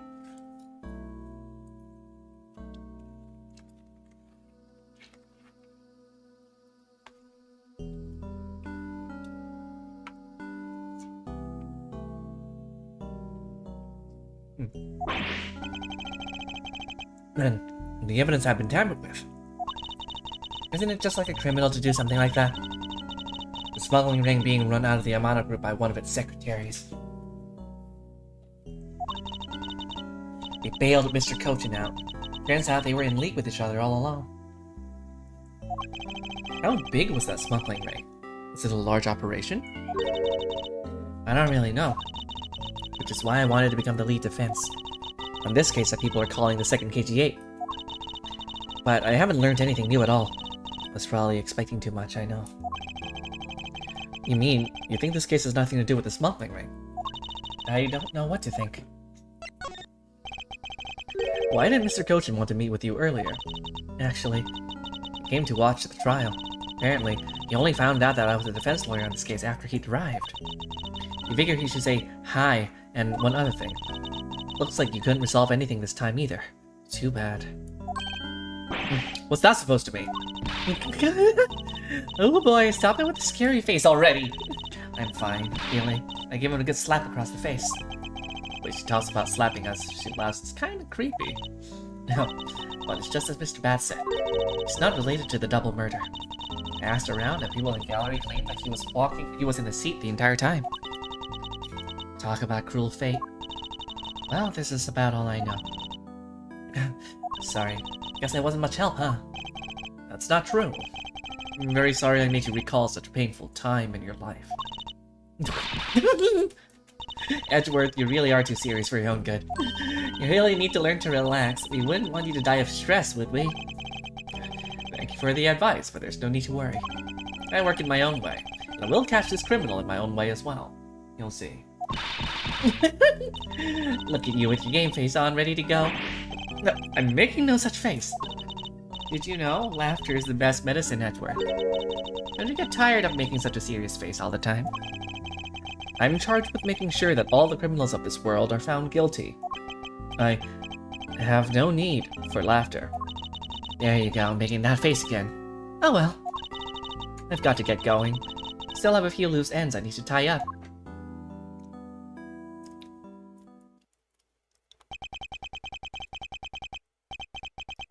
KG-8 incident and its murder investigation. It's my belief that these two cases are related to each other somehow. Plus, that detective, Gumshoe, it's obviously he's lying, even though the lie is hurting his chances. Clearly, this case is far from over. But whether or not that detective is a murderer can only be determined once I've completed my perfect investigation. Mr. Von Karma, I swear to uphold your honorable name, but my name isn't Miles Edgeworth!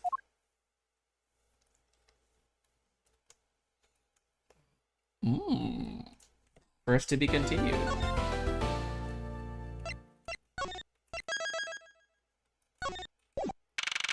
Oh.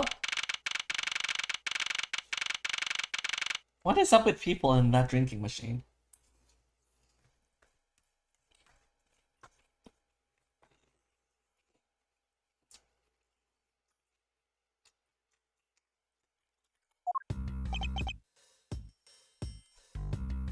Sir, what has to become of the trial in the Cadobian Embassy staff member's murder? Indeed, since both of the subject and prosecutor are now dead, the case will be dismissed. In other words, the trial ends here prematurely. Ha! Looks like you'll have to wait just a bit longer for your first debut. I suppose it can't be helped. The evidence for this trial will be transferred to you in a little while. Sir, what do you think about the murder of the Cadobian Embassy staff member? And the murders of Mr. Faraday and Mr. Rell? What an outrageous circus it has all become. But Faraday brought it all upon himself with naivete. An outrageous circus. Right, sir. I grow wary of this topic. Edgeworth, I will have you assigned to a different case. Papa! You'll come and watch my courtroom debut next, won't you? I'll consider it. Sir, if I may, please allow me to continue with my investigation. Whatever for. I know that there is already a suspect in the murder of Mr. Faraday and Mr. Rell. However, there is not enough evidence to prove that it was he who committed the crime. I'd like to continue investigating in order to find the perfect proof of his guilt. Perfect proof? Don't make me laugh. A brother person like you has no right to claim such things. Oh! I'm a Von Karma! Papa? Who do you think is the real culprit behind these murders? Miles and I, we're competing to see who can find the real killer first. Plus, being able to investigate a real crime scene is a rare opportunity. It would give us some real-life experience, wouldn't you agree? If you want to investigate this crime scene that much, this case this much, then do what you wish. What seems to be broken?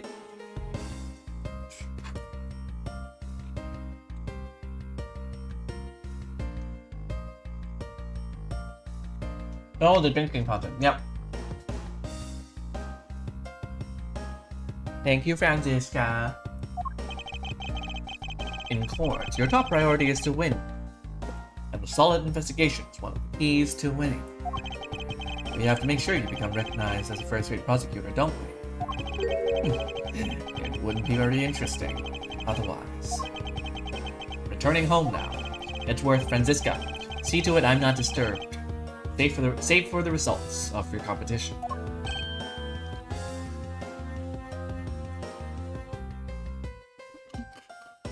Yeah.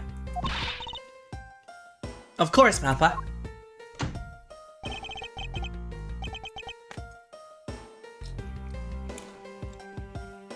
Francisco, thank you. What are you thanking me for? Your logic earlier was built on that scruffy detective's lie. That means that the competition is still on. Yes, just as you wished. I couldn't let you get off so easily. Now then, let's see how well you fare on the investigation from here, Miles Edgeworth. I know I don't have enough information yet. My first order of business will be to question anyone involved with this case. I'm gonna do a quick water break because ad is gonna start in 20-ish seconds, so we will be back with hydration. Amber! Amber! Kitty! Fine, I'll get some water and pet you too. Oh my god.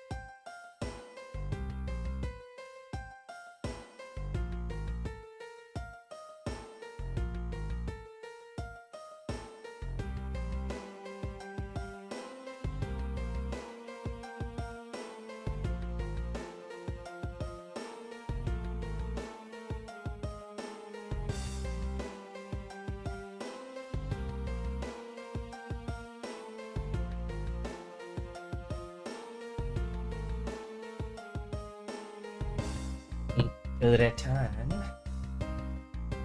With water. Okay, what are we doing now? We got a point talking to Francisca. Miss you. Oh, it's you, Miss Edgeworth. And who are you? Wait, you were at the crime scene just now, weren't you? You should be disbarred for not knowing who I am. I am Francisca von Karma, and I'm about to become the successor to the family name. About to?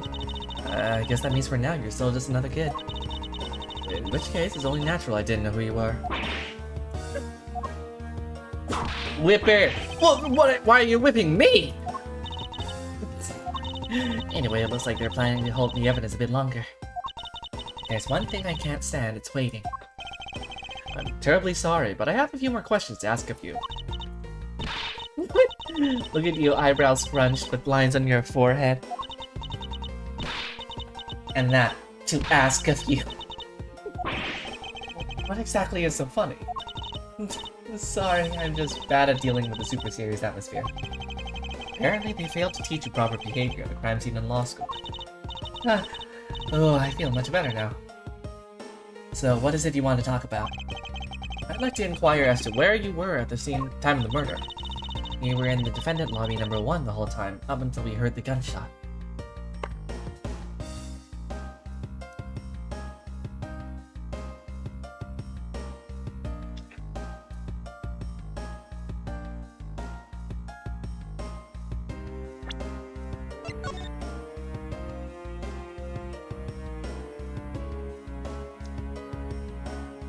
Could this you be suspicious?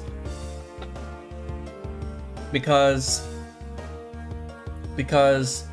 Faraday did not successfully convict the murder of her sibling. Why did she kill Rel though? Embassy staff killing suspect.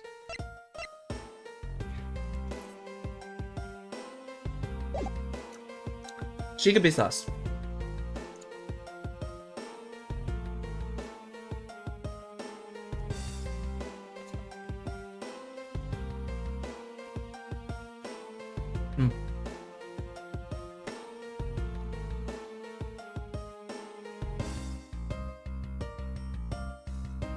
Wait, that window, that wasn't leading to the outside.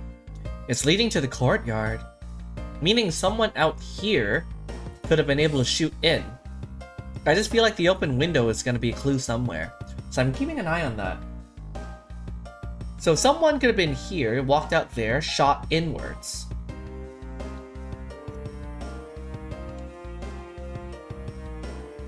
But there were no 2 shots. There weren't 2 shots.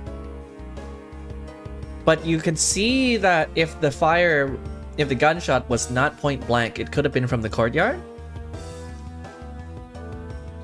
So, I don't know why it would be so complicated. Like, if she stabbed one of them and then shot the other. I don't know. You didn't have to shoot through there. You could have just done this. Then again, right? We assumed this was the entrance, but there are other ways in. From the courtroom, from the 3rd floor lobby, and from the courthouse map. So, there's a way that this could have happened and Gumshoe was here and did not see a thing, right? It could have happened somewhere else. That said, it's impossible to go to the courtyard unless you go through here. We were in defendant lobby number 1 the whole time, up until we heard the gunshot. And by we, I mean Mr. Bad. If you don't believe me, feel free to ask him yourself. You were with Detective Bad. Why? We had a little something to discuss, that's all. Like what? So I take it that you are acquaintances with Detective Bad. Yeah, he was a detective in charge of the KG-8 incident. Detective Bad is also related to that incident. That's right. He was the one who was supposed to protect my sister, Cece.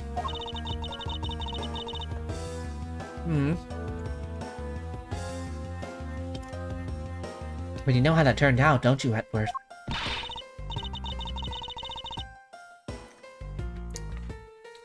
Miles Edgeworth? I have no idea what you two are talking about. I've never heard of a KG-8 incident from my papa. But how does that case relate to you, Miss Yu? The victim of that case, CCU, was my little sister. You're making that super serious face again. I'm fine. Really. I just make it a point to rub some more salt in this wound at Pride every time I see him.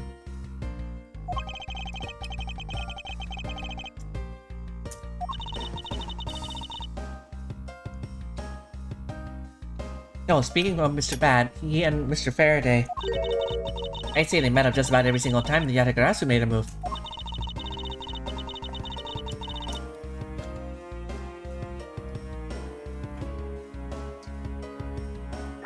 Yeah, but we're now... Like Giuseppe, that line of thinking is kind of right, but we also just assume that someone else killed them both.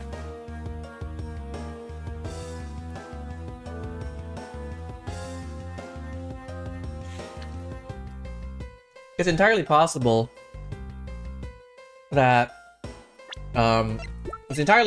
Rel shot Faraday and then someone shot Rel from outside or something. It's entirely possible.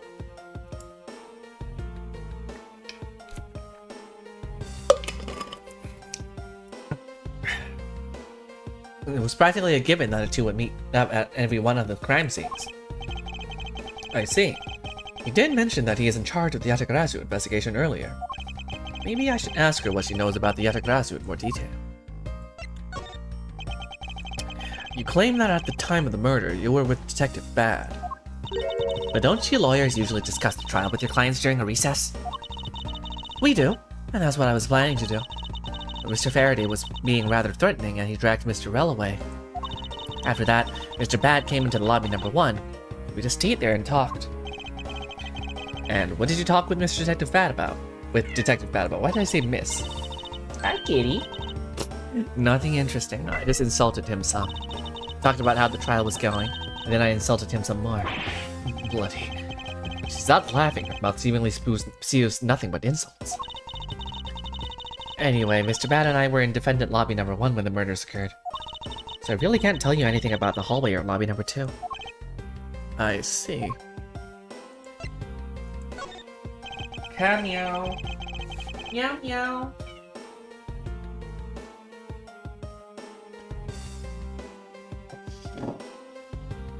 Meow.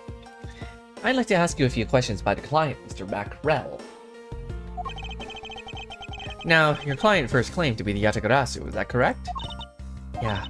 Once I heard that it was the Yatagarasu that had made off with the evidence from KG8, I began to ask Mr. Rel all sorts of questions, but to no avail.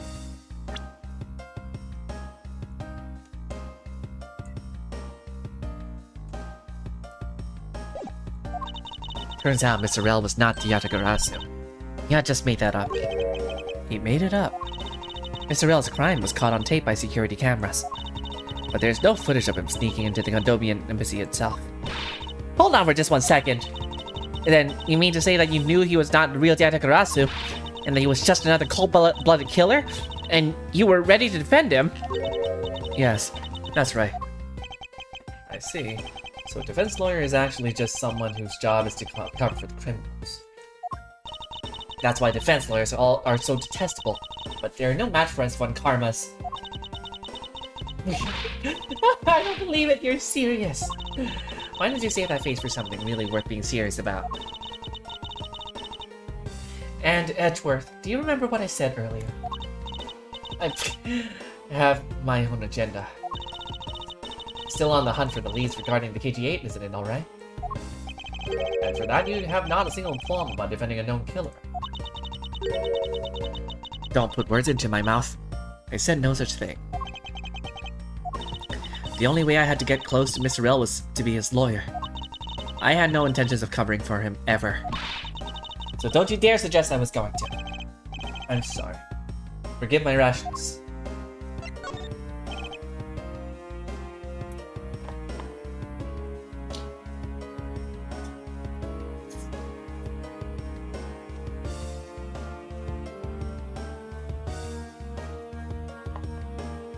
Miss Yu. I was wondering if you could tell me more about the Yatagarasu. The Yatagarasu, huh? I don't really know much about that character myself, but I do get a lot of consultation requests from companies to defend them. Requests from companies? The Yatagarasu is some pretty petty thief out for money, you know. Alright then. Perhaps the Yatagarasu is in the business of stealing people's lives. You're not very funny or witty, are you, little Miss Fun Karma? Huh? Stop whipping me! President Trap, be careful about who you whip! Be careful or we protect you! There. I chose carefully. Just like you wanted.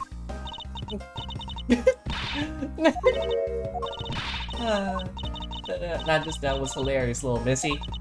Of course it was. What's wrong with these two women? Why does my pain give them delight? And so, in the end, what is the Yatagarasu? I have to say, I've never even heard of this thief when I was in Germany. The Yatagarasu deals in information, namely the digging out dirt about backroom dealings of the likes of companies. The Yatagarasu is a vigilante who steals such info and then makes it public for all to see.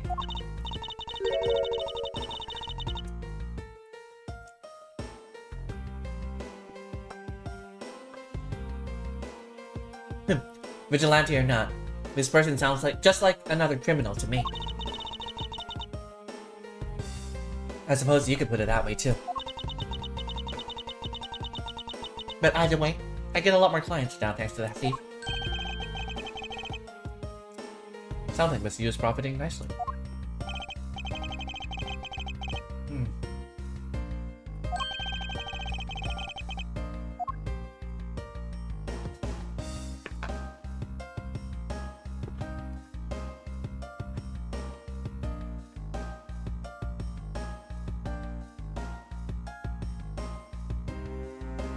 Okay, food done. Okay, let's talk. The gum should... Actually, I'm gonna figure out what this is. Stop the water, sir. It seems that the man who was here earlier broke it by drinking from it too much. Oh. Bunch of fools who pretended not to see the foolish actions of a foolish fool. Well, then why don't you lend the officer a hand? Cool. As if I should have anything to do with this. Besides, that water-drinking fool's mouth is the thing that officers should be covering. Let's give that officer a description of the water guzzler later. The water guzzler. Seems to have quite the grudge. It sounds to me like someone wanted a drink.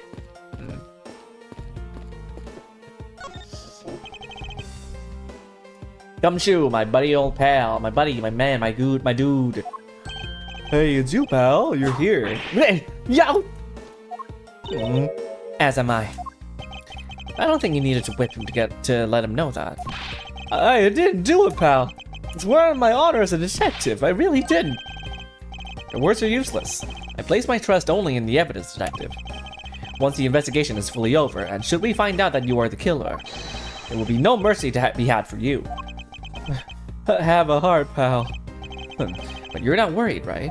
After all, you have nothing to worry about, if you really are innocent, that is. That's right. Hey, pal.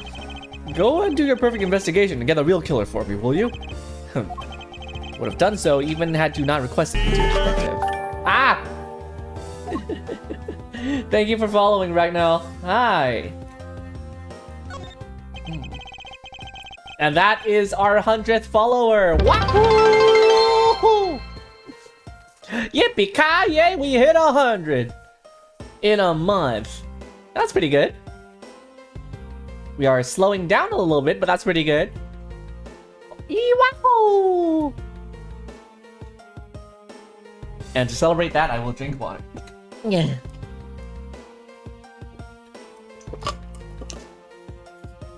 And that's a nya for free. Nya. Nya. So you and Mr. Faraday had a small meeting just last week, didn't you? And what exactly did you do to make him so angry? I just asked Detective Bad the same thing as myself, pal. Oh, turns out he was mad at me because on my very first day as a detective, I reported in at my usual post instead of the Criminal Affairs Department. By the time I got down to the Criminal Affairs, I was really late. And that's when he gave me that huge speech. I remember doing the same exact thing in elementary school.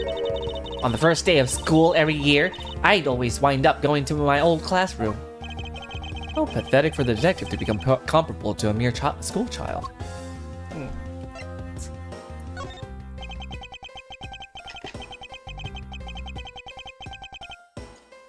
Thank you, man! We should play some more! You claim to be standing guard in the front of the door to lobby number 2 during the recess.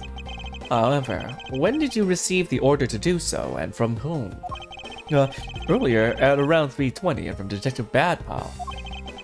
Today's trial took a really crazy turn. So I was told to make sure nothing happened to Mr. Faraday. And yet something did happen to him, correct? Looks like it was a total waste of manpower to assign you to guard duty. Oh! Your words sting worse than your whip, pal. So it's Detective Bad who ordered him to stand guard, huh? Is Detective Bad sus? Because he didn't want...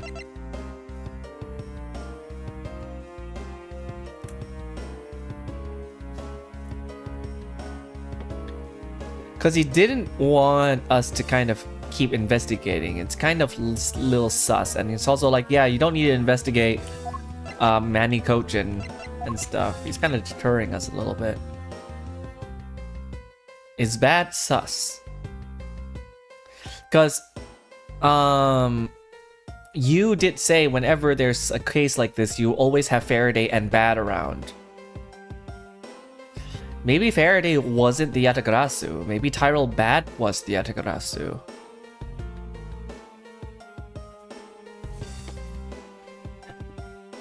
And took off with the evidence? Question mark?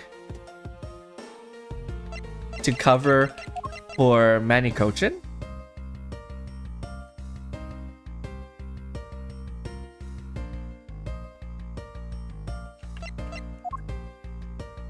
Could you also be Godopian? Because, I don't know. Something.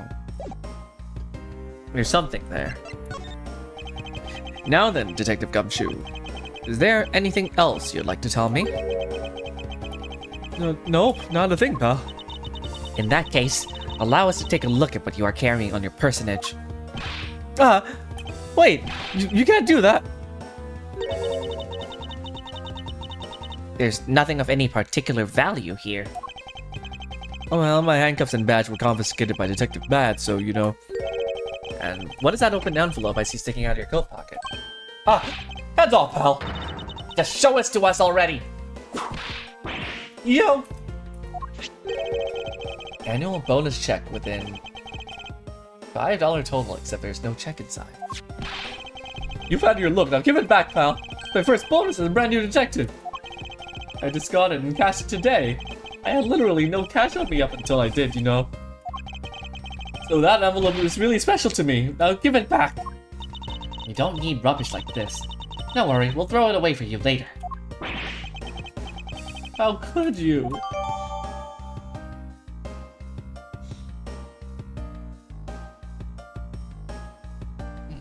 Why is this a piece of evidence?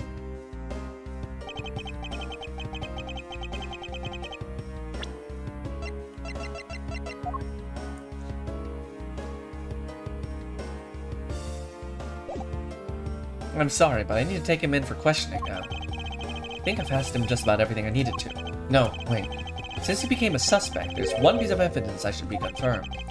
Officer, I ask that you wait a second. I still have one thing I'd like to reconfirm with Detective Gumshoe. Understood, but please make it brief, sir. I want to hear it from the horse's mouth. Must confirm whether or not his testimony about when the crime scene occurred is the truth.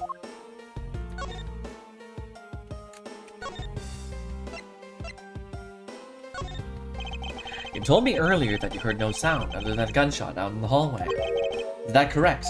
No mistake about it, pal. Then you're also claiming that no one passed through the hallway earlier. Is that also correct? Yup, not even a single head passed through that hall while I was on duty. You do realize that the lie you're telling is only making life more difficult for yourself. Huh? Oh, but it's true! I didn't see anyone go through the hallway. And I didn't hear anything else, pal. But the killer found a way to kill the two guys that's beyond what I could even imagine. So he intends to continue telling this ridiculous lie. Is he covering for Tyrell Bad? Is he covering for his superior?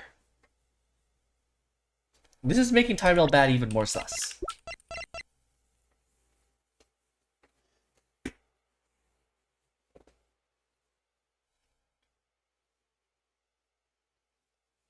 Tyrell Bad.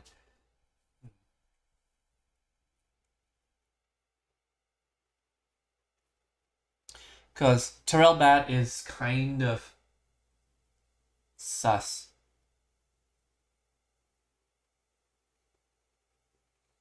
Yeah, Gumshoe is covering for someone, and the only person he would cover with this much loyalty is his superior. So assuming his superior actually went in. Does he have a reason to kill the two?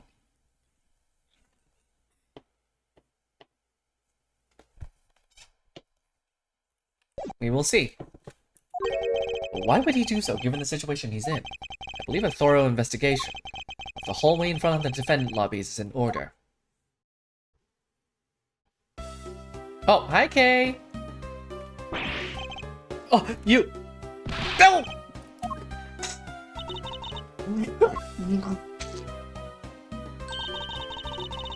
How could you have not noticed that coming? Wasn't that child I changed money for earlier?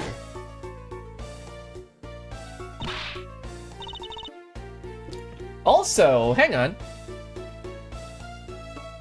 They heard a gunshot. They heard a pop that they assumed was a gunshot. It could have been the balloon that she has.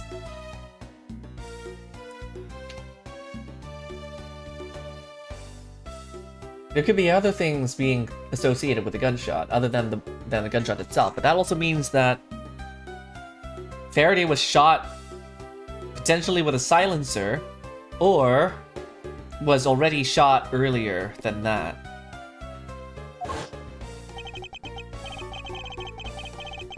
Kids can sometimes be so cruel. It looks like she dropped something. Swiss roll dropped by the mysterious young girl. It says courthouse special on it. Maybe we should arrest the girl. She might turn out to be a valuable lead. What makes you think that? Courthouse special Swiss rolls. Is this being sold somewhere on the premises? I don't recall seeing a restaurant of any sort in this courthouse. I somehow doubt you'd find junk food like this on a restaurant menu, Francisco. Well then, where do they sell these things, huh? A convenience store, I suppose? Well, I'm sure there's no convenience store in this courthouse, Miles Edgeworth. Where in the world did this come from?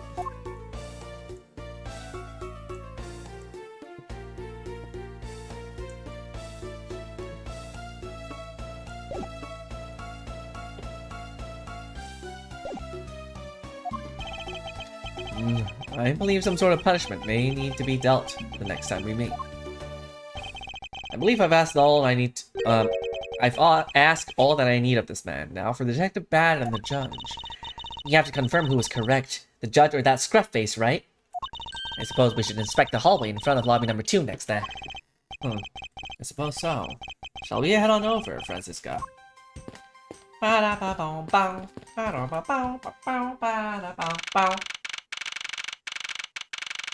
Oh, there's the Swiss rolls. For the specials. It's a vending machine. It's right there. How did they not see it? Wait, what is on the left?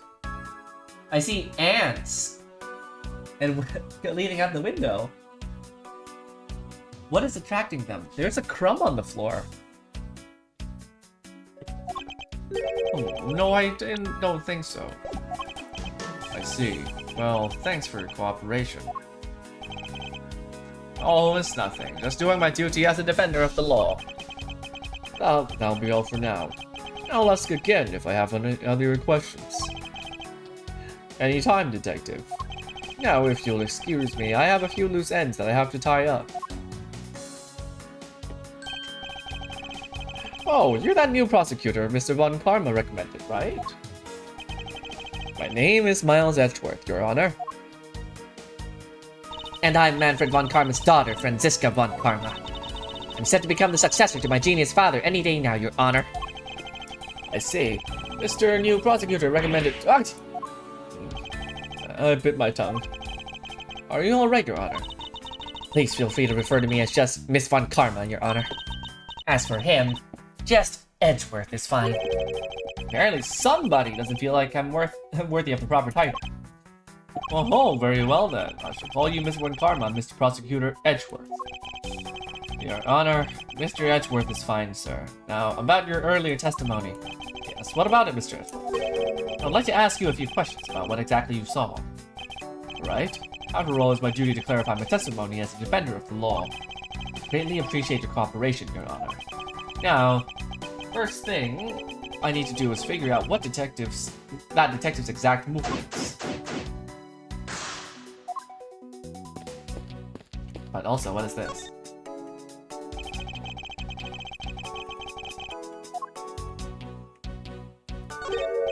What is this? It's a pink-colored piece of trash made of rubber. It's like a... Oh! That's the balloon! That's the balloon! It popped here! Well, all I see is a piece of garbage. But you know, the fact that there's a litter running loose inside this courthouse is simply unforgivable. It's the balloon! I knew it'd come back. I knew... Okay, so there was a pop. And the pop might not have been the gun. But it could be mistaken for it. Ah, it's not like it was I who littered. Rubbish belongs in a rubbish bin. No! The ants are hard at work carrying their food home. It's a marvel that they can pick up such comparatively large objects in their size. Well, if you want to carry the mighty Von Karma name and not be squished under it, you'd better work extra hard just like these ants. Same goes for you, Francisca. Cactus. Oh! What's the matter? I pricked myself on one of the cactus's needles. I didn't think the needles on this thing would be so sharp. Well, what did you expect? Can you imagine how bad it would be if you were hit on the head by one of these? Anyway, this cactus seems to be unrelated to our case. Do you really think so? Because I believe that this cactus sitting on this windowsill is completely related. It popped the balloon. Oh, well then I look forward to your explanation on exactly how it's related.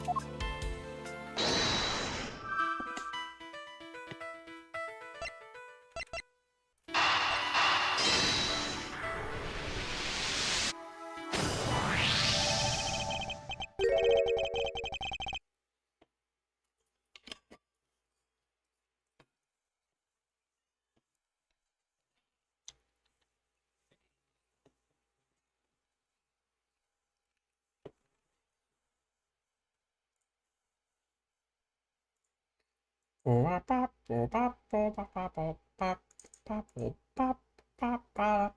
time. At time.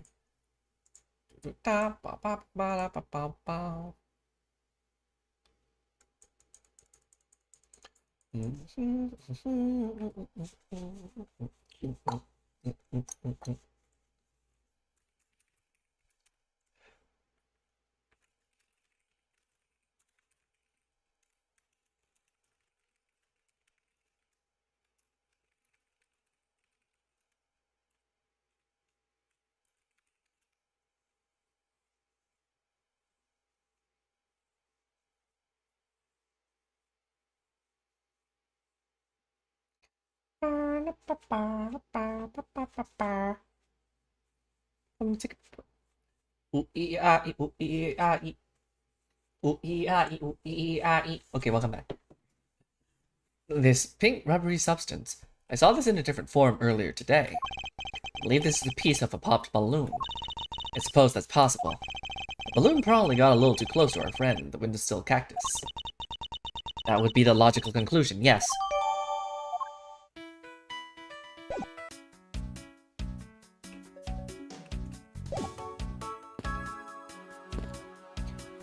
There's a map, right?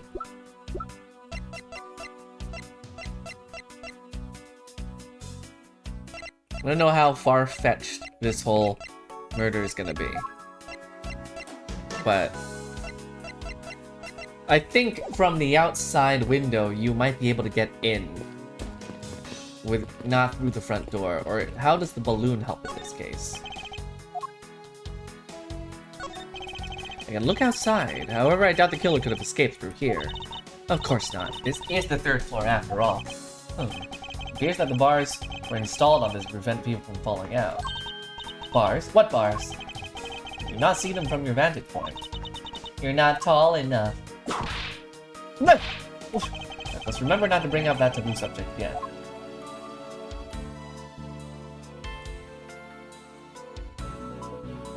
I think that's all there is to it, right? Oh, there's more. Ants. The bars. The windows. Cacti. Balloon. Oh, there's more down there. Yeah. Oh, a handprint. What is this? What are these black speckles? I believe it's a pile of ants eating away. Oh, that detective claims that not a single ant slipped by him, and yet there's a whole hill of them! Yeah! What are you hitting me for? As a replacement for that pathetic detective. Perhaps I should add this deduction to the detective's growing tab of pay cuts. Anyway, I wonder what the ants are eating. But look at the sweet smell of it. Pieces of cake and chocolate from a Swiss roll.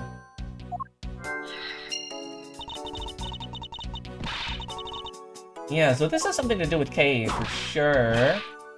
Because she was eating Swiss rolls. We dropped the Swiss roll. The balloon was hers. Must be.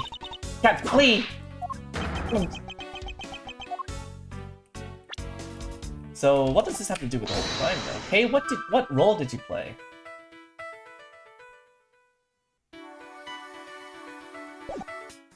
What role did you play? The dirt on this bench smells like some sort of sweet substance. Can't believe there's someone going around dirtying the courthouse. For shame! Calm down, Franziska. Now, take a good look. Doesn't this much look kind of like a handprint to you? I suppose it could be. Which means that perhaps we can lift the prints of the person who sullied this bench. I see. And then we'll know the identity of our mystery slob. You there, the lab technician. Could you please find out who this handprint belongs to? Sir, yes, sir.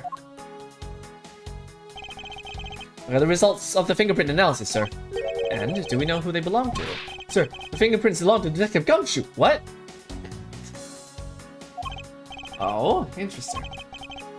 Good work, officer. Bro was just eating out here? And there you have it. Yes, I suppose so.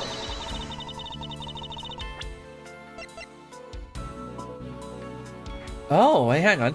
Was in the hall on guard duty. Other than gunshot, didn't hear a sign of struggle. The gunshot could have just been the balloon popping behind him. It probably wasn't even a gunshot.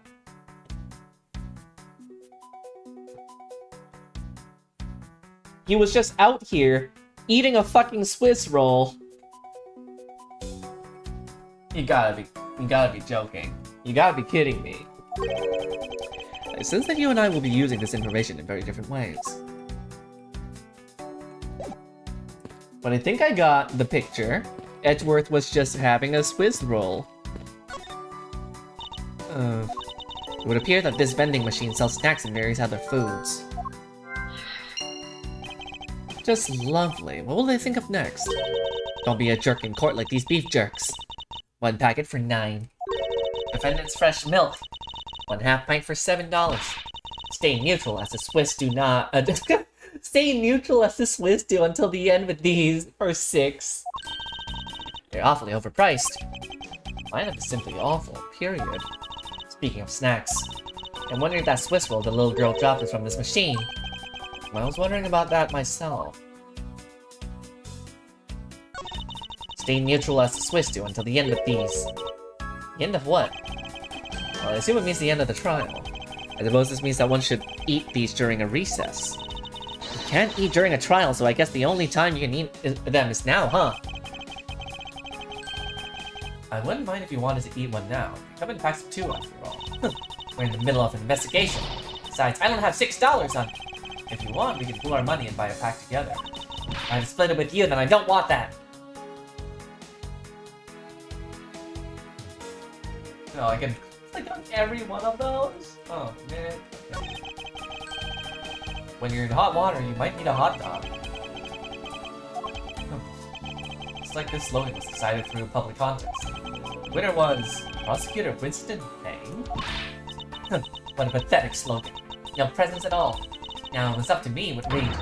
If your lead matters in Von Karma's hands, Everyone in cult will be found guilty, dogs.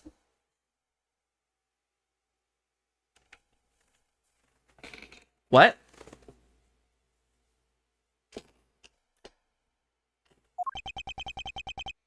Objection!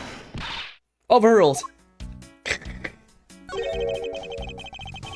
Don't be a jerk in this court like these beef jerks. I see. Objection! Miles Edgeworth, wouldn't you agree that it's a very clever pun? Do you really think they put that much effort into the product name? Even the foolish fool could understand the foolish thinking of the fool who made it up. You're reacting so foolishly that it got so thoroughly mad, and I'm now elderly famished. If you wanted a pack of these, all you had to do was ask like a normal person. Don't let the prosecution and the defense make a ham sandwich out of you. It sounds like it's directed at that ham of a judge. Well, it certainly isn't directed at me. I can outmaneuver him any day. Defendant's fresh milk. What exactly is that supposed to mean? I bet it means that the milk is freshly milked by various defendants on trial right now. No, I think it might mean that this was milked right here from various defendants.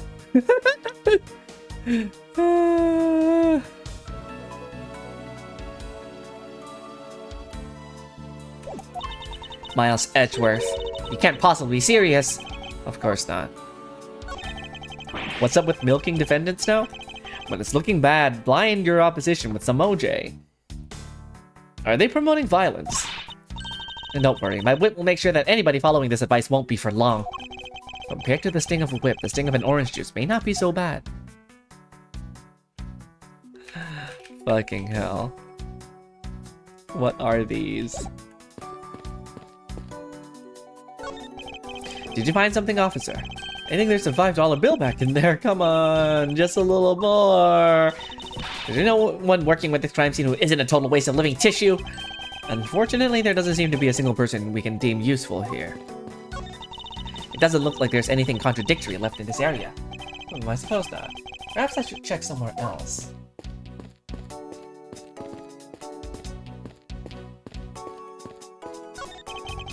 Have you found anything suspicious? Have you found any suspicious fingerprints, officer?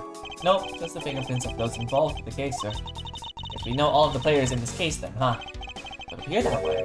I have the nagging feeling that we're missing something. I suspect what we're missing is hiding right here in this crime scene somewhere.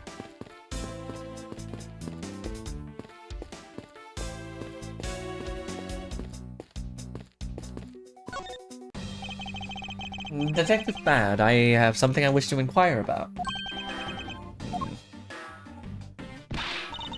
Hey, how about doing some actual work, you? I wish to inquire into Detective Gumshoe's movements during the recess. You're getting in the way of you're getting in the way of the investigation. I have an order from Mr. Von Karma himself. Plus, I still hold investigative authority. Shish. So I hear you were the one who called for Detective Gumshoe to come down here. Faraday, that guy was just accused. You know? I just knew something was gonna happen. A detective instinct told me. A lot of good it did you. You couldn't even protect one lone prosecutor with it. Hold it! As this guy, I think you need to apologize. I'm sorry. Terribly sorry, Detective Bad. Please continue. I used the phone on the first floor and called the precinct. I told them to send somebody over. That detective's the one that showed up. And only upon his arrival did you set Detective Gumshoe to stand guard, Detective Bad. Yeah, I waited for him on the first floor. After he got here, we came up to the defendant's lobbies together. As we entered this hallway, we ran into you. She told us that Faraday was really mad, and that he dragged Rel off to lobby number 2 to have a word or something. And that Faraday had said to not let anyone interrupt them. So what choice did I have? All I could do was tell the big lug to stand guard outside. And around what time did all of that take place? Let's see, I think it was about 30 minutes before I heard the gunshot. After giving the big lug his assignment, he never left the hallway, not once. Oh, and how can you make such a claim? One of the guards on this main lobby swore to me he didn't. The detective never left the hallway, then where did he disappear off to? That's simple. Must have gone into lobby number 2, just as I suspected. You and I, we were in lobby number 1 next door. The only one without an alibi is Gumshoe. It would seem that I am still missing some key piece of information. Detective Bad, you also heard the gunshot, did you not? Yeah, I heard it when I was in defendant lobby number 1. That's why I came running towards lobby number 2 together with you. How much time elapsed between you hearing the gunshot and your arrival on the scene? Less than a minute. What were your movements upon hearing the gunshot? I grabbed the big lug who was just walking around in the hall and raced into lobby number 2. And that's when we discovered the bodies. In that order. That makes you the discoverer of the crime scene, right? Yeah, I guess it does, little miss. I am about to become a prosecutor very soon. You will treat me with the dignity I deserve, or else. Huh. You wave that thing around anymore, and I'll have you arrested for obstruction, little miss. You wouldn't dare. Just joking. Detective Bad is really something if we can make friends that behave. Are we about done? Is there anything else I should ask him about? Yeah, the place he heard the gunshot. It could have been the balloon. Detective Bad, where were you when you heard the gunshot? How many times are you the one to ask that? Yeah, but... Exactly the same as what he said earlier when I asked. Now get out of here. Hold it!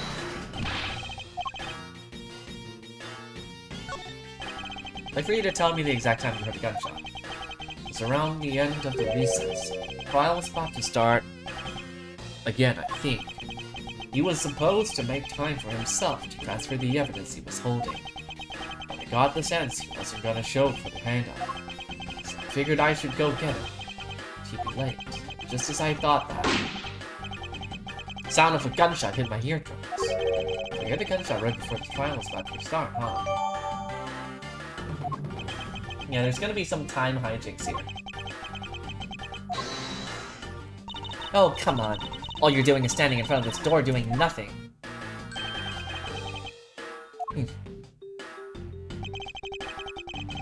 I get the sense that he is someone investigating this crime scene, or rather that he is keeping us under surveillance. But to what end? Detective Bad, may I ask that you cooperate with us for just a little longer? I don't have anything else to say to the two of you. You guys were the ones who said you wanted to investigate in the first place. Fine, be obstinate. We'll just do as we please. Come on, Miles. You may no longer be willing to help us, however, and he asks for the forensic scientist's cooperation. Do as you like.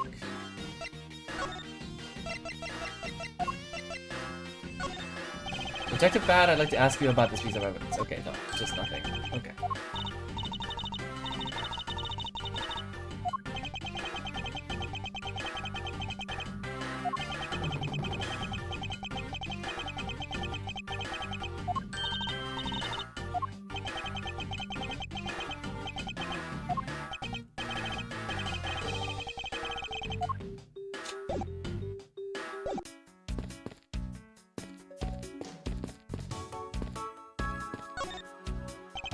Your Honor, I'd like to ask you a few questions, if you don't mind. Where were you at the time of the murder?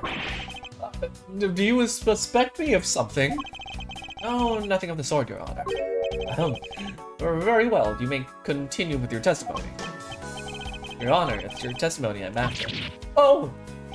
I had no idea you were chasing after me or my testimony. Getting to sense that I might want to avoid being in a trial run by this judge.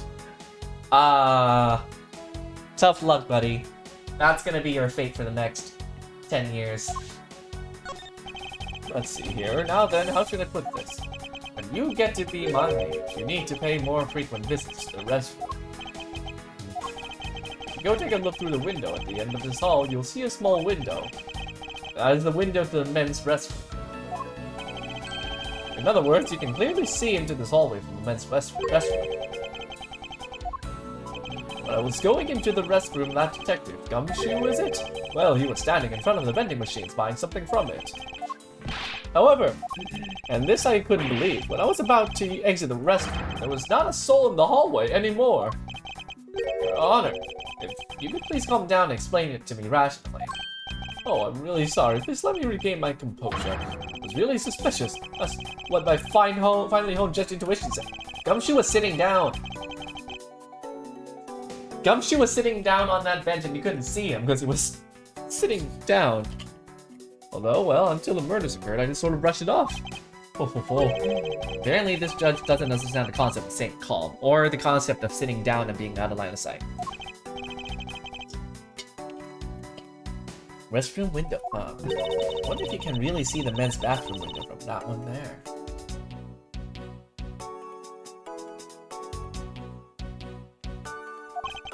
You can. I'm looking at it right now. I demand that you show me this view at once. I suspect that her height is what's limiting her ability to see. Yeah, so Gumshoe was sitting down. No fucking shit he wasn't seeing. Mr. Edgeworth, may I return to my other duties now? Yes, I'm sorry to have held you up. Thank you for your cooperation, Your Honor. Oh, anytime, Mr. Edgeworth, anytime. The judges in this country seem rather friendly. Yes, not a little wishy-washy. However, I hear that they are known to hand down very fair verdicts. Okay, we're done.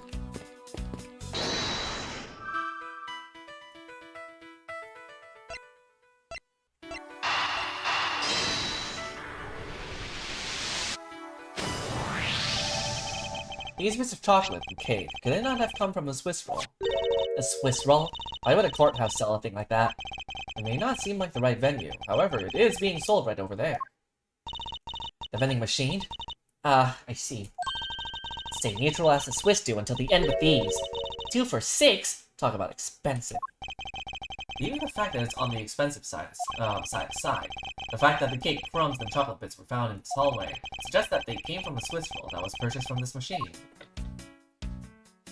Well, yeah, I think I have a pretty clear picture of what happened here now. Naturally. After all, I'm here, aren't I? Detective Gumshoe must have sat on this bench as he ate a Swiss roll. And then the balloon popped. And as he ate, he dropped it on the floor and sullied the bench. How could he have not cleaned up after himself? How utterly despicable. Don't you dare with me again. It wasn't I who made that mess in the first place. Anyway, if it was indeed Detective Gumshoe who brought the Swiss roll, that creates a rather interesting contradiction of facts. A contradiction? Where? I think another look at the special courthouse vending machine is in order.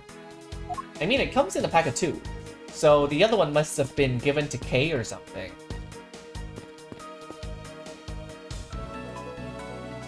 Oh, what if Gumshoe bought a pack of 2, ate 1, Kay Faraday wanted 1, and he gave it to Kay, and Kay traded it for a sandwich. Or for $1. She did ask for $1. And so he has the balloon, and then the balloon popped, and he dropped the crumbs there.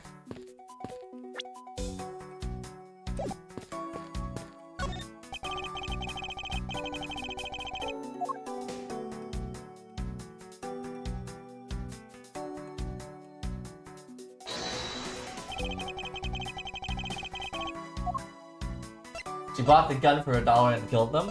Maybe. Eureka! There's clearly a contradiction.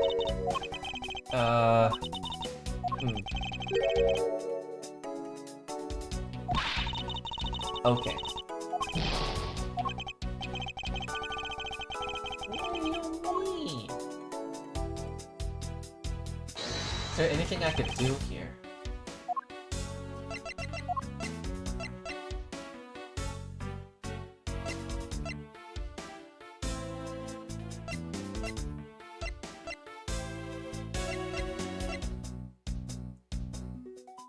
Oh, there.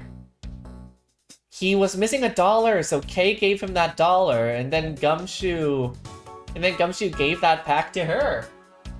Yeah. Eureka! About Detective Gumshoe's finances, he said that until this morning. He didn't even have a single penny on his personage. Just how poor is that guy? Me. It's me. I'm that poor. If his bonus really was only $5, then he should not have been able to purchase a pack of Swiss rolls. However, facts being as they are, we found cake crumbs on the floor. Meaning Scruffy must have bought a pack somehow. Indeed. That detective should not have been able to purchase a pack, and yet he did. The question is how? It's the girl! I believe I now have a very firm grasp on what happened. Duh. Well, I do too. Alright, Franziska. Would you care to share what conclusions you've come to? Well, why should I do that? We're still in the middle of a competition, you know. You should be checking to see if your conclusion would be wrong first, so you go ahead. Nuh-uh. It's almost cute that she's going this far to ensure that she wins. Almost. Very well, but first we need to pay His Honor a visit to correct his testimony. Wow, we're just confronting him in the courtroom, okay.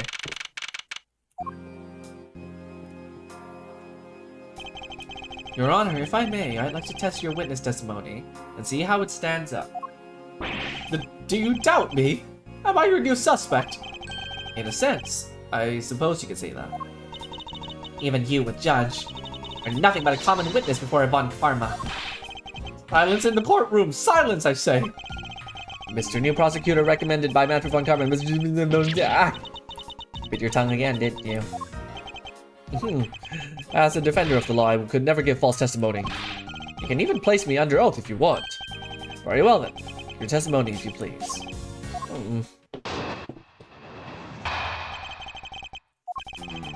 During the recess, I went to the restroom.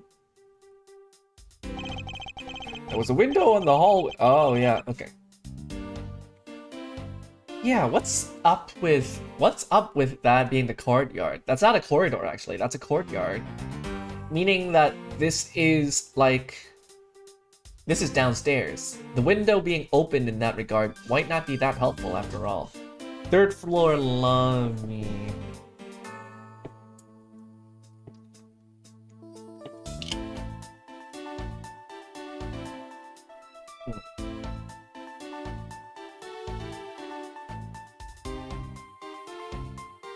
Why is there a window in the bathroom, especially when that's small?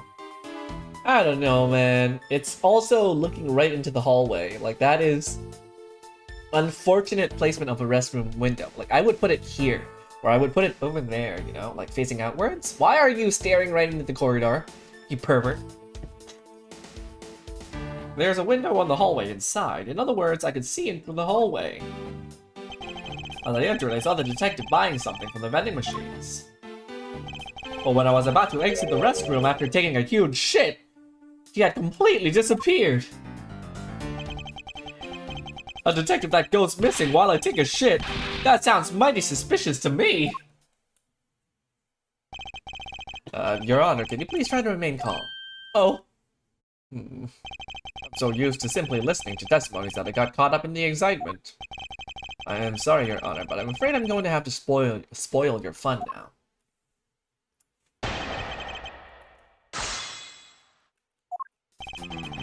During the recess, yeah.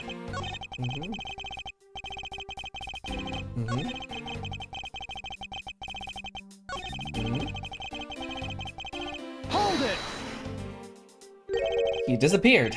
But Your Honor, didn't you just say I saw that detective buying something from the vending machines? Why, yes I did. The restroom window looks over the courtyard and right into the hallway. I know. But just as I was about to exit, I took another look, and there was no one in sight.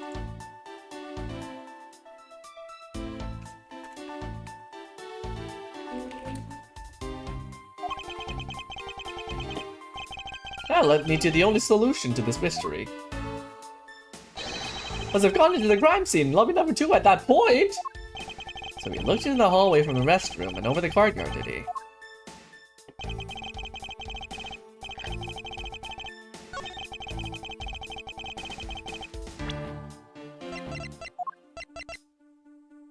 Objection!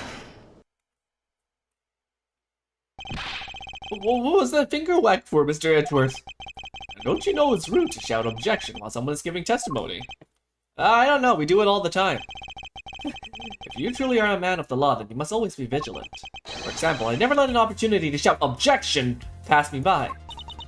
Miles Edgeworth, it's one thing to be passionate about your job, but this is real life. This is what some people may say is the pot calling the kettle black. Your Honor, I wonder if you might take a look at this for me. What is that filth? How dare someone dirty the hallway bench like that? Who is the culprit? That party is hereby found guilty of uncleanliness. If you must know, the uncouth bench sullier has already been placed under arrest, thanks to your earlier testimony, Your Honor. Oh, well, that's good. But who was it? We were able to discover something from the smudge on the bench, namely Detective Gumshoe's fingerprints.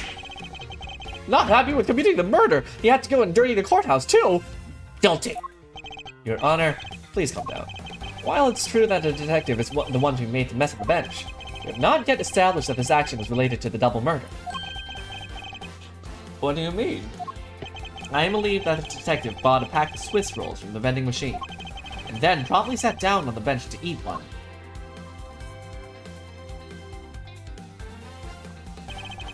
The cake crumbs and pieces of chocolate on the floor under the bench, and Detective Gumshoe's fingerprints prove my conclusions to be true. Oh, but I still don't understand. Is this whole thing related to how I couldn't see him as I was leaving the restroom? It is indeed. Window in the hallway was built rather high up into the wall, at around a grown adult's chest height. As evidence, I submit that Franziska herself was unable to see out of that window. Ow. You shouldn't have used her height as evidence. Basically, what this means is that the area directly under the hallway window is a blind spot when the hallway is being viewed from the men's restroom. But then, it seems that you have made the connection. If someone were to sit on the bench under the window, yes, even someone as large as Detective Gumshoe would effectively disappear from sight. Oh, handbrake.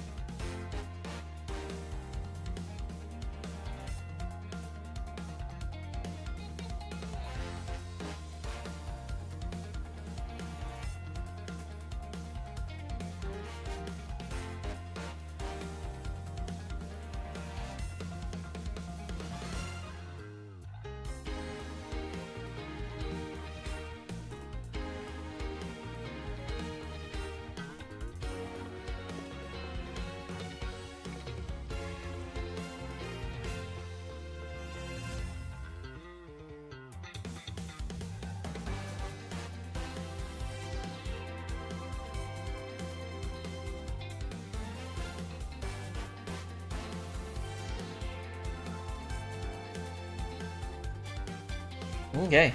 Do you finally see, Your Honor? Her testimony has just proven that Detective Gumshoe was in the hallway the entire time. oh, hold it. Sorry. I didn't mean to say it with that much enthusiasm. All I wanted to do was just try saying it once. Here, let me try that again. Hold it! Is there something of value you'd like to say? Yes, actually there is. I remembered something else just now. Mr. Edgeworth, please allow me to testify to the court one more time. Even if we overruled him, he'd just keep on talking, wouldn't he? That might not be a bad thing. The more info, the better in a perfect investigation, right? I suppose it's possible you can't see a seated person from the restroom window. However, that doesn't mean that Detective Gumshoe was sitting there when I looked. Anyway, I forgot to testify earlier about probably the most important detail. As I was leaving the restroom, I heard the loud bang of a gunshot. How was that? That's a testimony of one who judges the crimes of others. Your Honor, could you try to state the important facts first next time? I agree. Before you go around judging others, you should learn to judge your own words. I'm sorry, but honestly, I just thought that sound was just a noise popper until just now. Now that he mentions it, right before we restarted the trial, he did talk about that. There's someone celebrating a birthday during a recess, but I was sworn that I heard a popper going off. To think of it, the other day with my grandson. The most critical point in this argument is when did the judge look into the hallway? Whether that lines up with when the gun was actually fired. Your Honor, if I may, I'd like to clarify a few details in your testimony.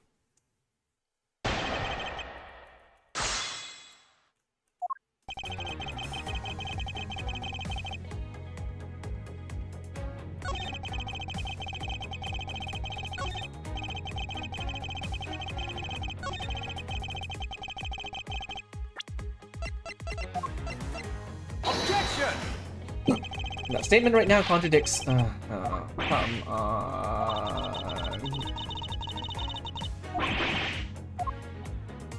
It's always I have to press them first. Sheesh.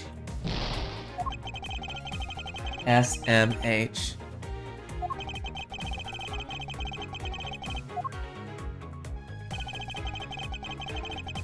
Hold it!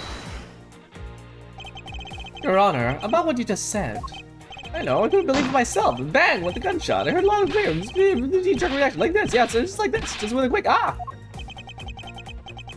Your Honor, please remain calm when you're trying to explain yourself to me. Yes, sir. Sorry about that. Now then, I must gather myself, yes. When I heard the gunshot, there was no one in the hall. I should know. I looked. There was no one there! The judge's motion circuits appear to be stuck on overreact. At this point, nothing stands out to me as a contradiction in his testimony. Francisca, if I'm correct, this testimony is hardly precision quality. I know that. That's why I said, at this point. I think my first line of attack will be to draw more information from His Honor.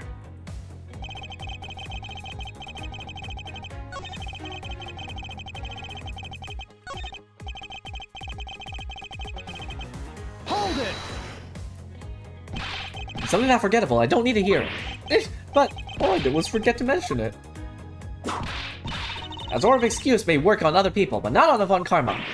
But it's such an important piece of testimony. Please give me a chance to present it.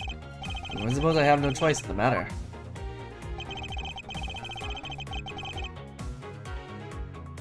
Hold it! I think I already pressed this, but... Maybe I just presented the wrong thing. Hang on.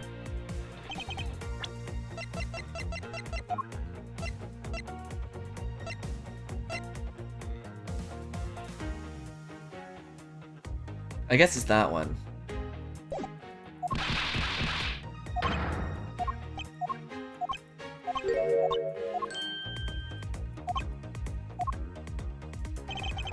Because if the trial was just about to start, he shouldn't still be in the washroom.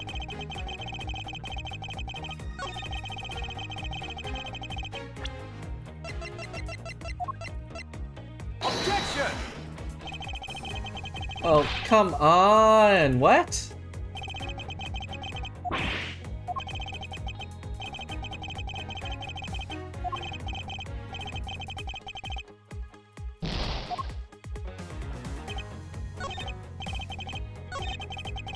Hold it! As we established, you went to the restroom during the recess. However, at what point in the recess did you look into that hallway? After I called for a recess, I handed the change of prosecutor paperwork. Maybe about 20 minutes until we reconvened. Guess that sounds about right. Just as I expected. Well, what are you expecting? I demand to know what that all-knowing smile is for. Your Honor, that statement you made just now is very important. There it is. I'd like for you to append it to your testimony. Alright, if you insist.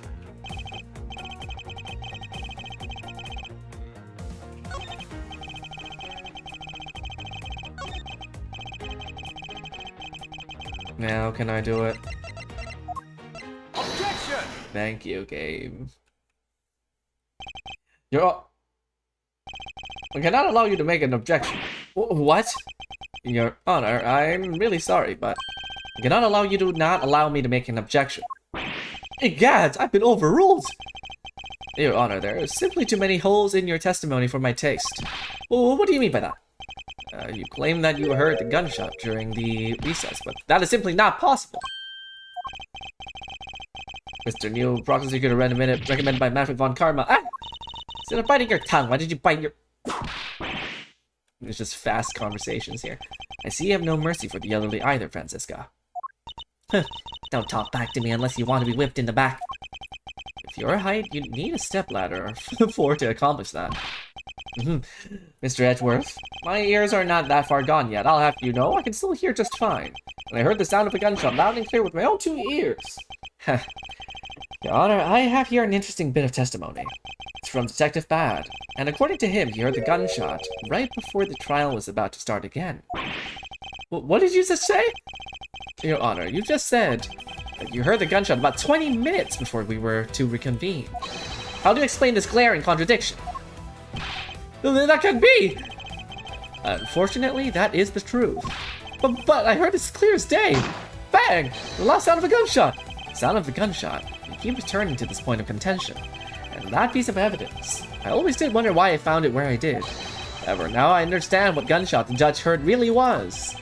Fortunately, Your Honor, this is what really produced the gunshot you heard. Take that! I found this object in the hallway earlier. Well, what is that pink substance? May not look it, but this is actually a piece of a balloon. I see, and I suppose you would like me to accept that pink balloon into the court record?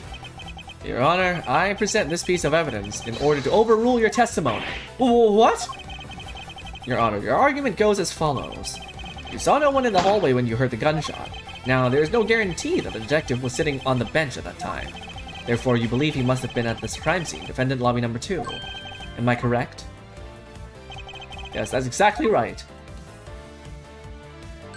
Let me ask you something. Do you think that the gunshot you heard was produced by a real gun? I think I've said enough that even you can figure the rest out on your own. Your Honor, you were fooled by the popping of this balloon into thinking it was a gunshot. Well, what manner of trickery is this? That was a good effort you put forth, Miles Edgeworth. But it was me. I had wrapped this thing up before the judge even testified. Care to elaborate on how one ends something? How one ends something before it even begins? Well, to be honest, I did think that the sound was a bit off from a real gunshot sound. But who could have guessed that someone would pop a balloon in a place like this? That's true. One doesn't usually think balloons in conjunction with the courthouse. I want to trade these coins with you. That's it. The balloon that girl was holding explains everything. Your Honor, if it makes you feel any better, you didn't lie once in your testimony. However, I can't really vouch for its accuracy. Yeah. No, giving testimony could be such a difficult thing to do. What have I done? I owe Detective Gumshoe a very, very big apology. I will see to it myself that he is released. Wait. There are still a few things I have yet to resolve around what happened in the hallway. Your Honor, I request your permission to further question Detective Gumshoe. But why? I thought we just cleared his name. Whether we did it now or not, I still cannot say. The only thing I can do for now is to continue my quest for the perfect explanation. And to that end, I must resolve the remaining issues pertaining to the events that occurred in the hallway. Very well. Bailiff, please bring Detective Gumshoe into the courtroom. I must fulfill my mission and find the perfect explanation to this case.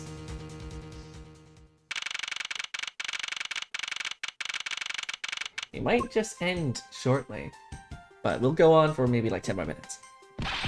What is it now? Is it time for my trial already? I've already told you a zillion times, pal. I didn't do it. I'll be the judge of that, Detective Gumshoe.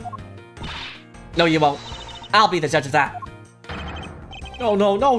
I'm the judge around here, and I'll be the judge of that. Why can't you guys be a little less judgmental? As well, speaking of hasty judgments, Detective Gumshoe, I'm afraid I must apologize for an error in judgment on my part. Your Honor, I don't believe you should apologize just yet. You have yet to prove he is completely innocent of this crime. I guess so. What are you guys talking about? In any case, I would like you to testify as to your actions while you are on guard duty. Please remember, you are not on trial. This is all just a part of the investigation. As such, you may still be found to be innocent. However, if you should give false testimony... Yo! My whip will object, loud and clear. If you are found to be lying, you will be held indefinitely. Understood? Oh, I got you, pal. Looking back on the state of the crime scene and the judge's testimony, it's obvious that Detective Gumshoe is lying. If we can't break his lie, then we may never get a break in this case.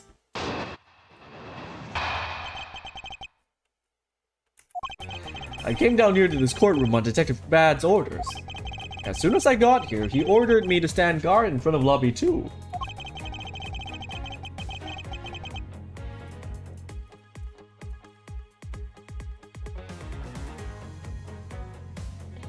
From that time on, until I heard the gunshot, I was in the hallway the whole time. On my honor as a detective, I swear it wasn't me, pal. You're still singing the same tired tune.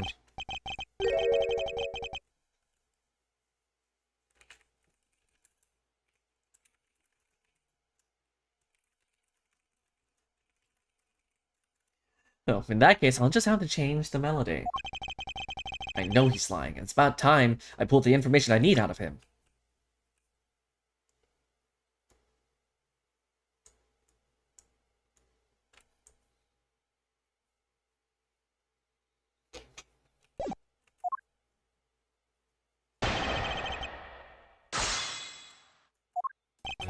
We came down here to the corner.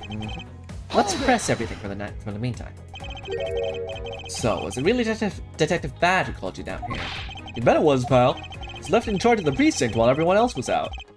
And this call comes in. I want you down there in 1 minute flat, he says. Well, I thought it was my big chance, my first case, so I made a mad dash down there. Although, couldn't exactly get here in a minute flat. So how long did it take you? About 10 minutes, I guess. And what was Detective Bad doing when you finally made it? It was waiting for me down on the first floor in the entranceway, pal. Hold it! And by he, you mean...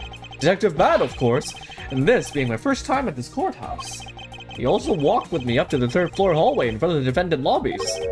And did you meet anyone along the way? Well, just as we entered the hallway, we ran into Miss Yu. When he heard from Miss Yu that Mr. Faraday was not to be interrupted, that's when Detective Bad told me to stand guard in the hallway, pal. So far, Detective Gumshoe's testimony is matching up with Detective Bad's.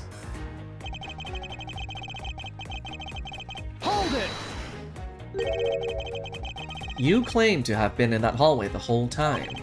However, is it not a fact that you did something while you were in that hallway? Of course I did something. I guarded the door to lobby number 2, pal. What else? Very well then. What exactly does guarding that door entail? Well, to put it simply... Oh, I know, it's my job to stand in front of the door without moving an inch. Oh, Detective Gumshoe. You mean to tell me that you didn't take a single step away from the door to lobby number 2? Is that really what you wish to testify to the effect of? You got it, pal. And didn't take a single step away from that door, just like I was ordered not to. They all know. Well, why is everyone so quiet all of a sudden? Because we're all in shock, and in awe of your utter stupidity. Scruffy! If you're going to lie, at least tell us a more believable one. Yo! But I'm not lying. You should hurry up and bring this inspired testimony to a close.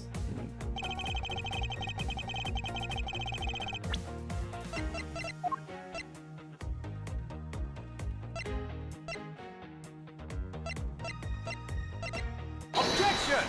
It's a waste roll. SMH, I have an objection. Well, what is it, pal? Detective Gumshoe, I wonder if you might recognize this from somewhere. Hey, it's one of those things. The courthouse special Swiss rolls, right, pal? Precisely. In that case, I suppose that you also recall the sullied hallway bench. Hey, you know what? I think it was probably me that did that. Detective Gumshoe, you know you can't go around dirtying up the courthouse like this. You inconsiderate, slovenly pig! Pig, slovenly pig? Oh, That's weird. I promise to clean it up later, I swear. Now then, shall we get down to business? About the fact that you didn't move even a single step from in front of that door. If that really were to be the case, then how are you able to buy a pack of Swiss rolls? Ah, Furthermore, if you didn't move a single step from in front of that door, how did you manage to get the bench dirty with your grubby hands? ouch! It appears that Franziska's whip can do more damage than my words alone can. Alright, I confess, pal. I was hungry, so I bought a pack for myself, okay? I thought I'd get chewed out again if I found out about me eating on the job. So I didn't want to say anything. Well, unfortunately for you, I saw you do the whole dastardly deed. I clearly saw you buying a pack of Swiss rolls from the vending machine. Okay, I'm sorry for lying. That's all I'm sorry for, you got that? Because I'm not holding anything else back. That last statement. You sound like it makes sense. However, there's something I don't quite believe about it. Are you sure you're not withholding further information from us? Huh? Oh, of course not. I've got nothing else to hide, pal. Objection! If only that were true, Detective Gumshoe. But it is true, pal. It's where there's nothing else. Detective Gumshoe, I'm sure you're aware of the price of a pack of Swiss rolls, correct? Huh? Oh, remind me again, pal? That vending machine out in the hallway is selling packs of 2 Swiss rolls for $6 a pack. And yet, according to you, you didn't have any cash on you until you cashed that $5 annual bonus check. That is so sad. $5 bonus. Isn't that right? Let me ask then, how did you manage to purchase a pack all by yourself? Can you provide me with a proper explanation to that? I told you I bought it by myself, pal. There wasn't anyone else in that hallway with me. There's no one who could have helped me buy it. Wait, don't tell me. You've got some kind of proof that there was someone else in the hallway, don't you? Correct. As if you could. I mean, what are the chances of that? Wait.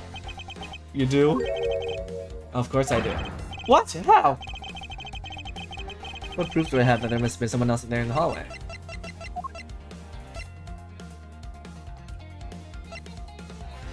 Take that!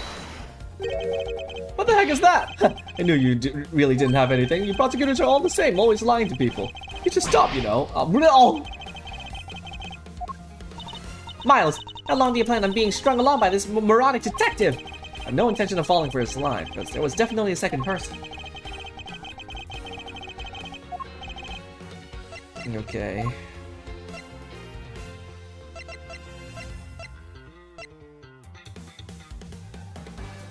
It's just a Swiss roll again, right?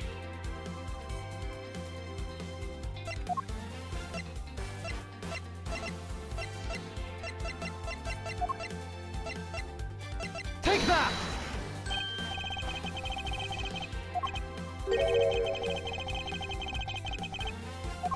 Wait, if you didn't buy it, then that means you must have stolen it. You thief! What? I would never do such a thing. All you liars are the same. You start out as thieves. You're under arrest, pal. Well, if you meant to assert that all thieves start out as liars, in that case, what does that say about you, detective? This particular Swiss roll was dropped by a certain someone. Oh, There were 2 rolls in this package. He ate one of them, but you then gave the other one to a certain other person, didn't you? no way, pal. You got it all wrong. I ate both of them. No, you didn't. Oh, hi, Kay. Ow! It would appear that we've caught you at last. Hey, don't you dare do anything bad to that girl. It would appear that they do know each other after all. So, why do you continue to come up to me and kick me? Have I wronged you somehow? I have a name and it's Kay! Kay what? Kay Faraday! Faraday. Are you perhaps Mr. Faraday's daughter? I'm not a you, I'm Kay! Kay? You know, little girls don't kick other people. Especially not hard enough to leave big nasty bruises like the way you do. Well then you shouldn't have put Gummy under arrest, mister! Gummy? I guess it's that she's talking about Detective Gumshoe. What a cute little nickname you've given him. Gummy didn't do anything wrong! Hey. It appears that I will need to speak with her in a bit more detail. I think that's a good place to end. Right before the clock strikes 12. Not bad. We're pretty much on track with everything. were on point. It's just presenting the evidence at the right time and to the right sentence is the tricky part, as per all Ace Attorney games. So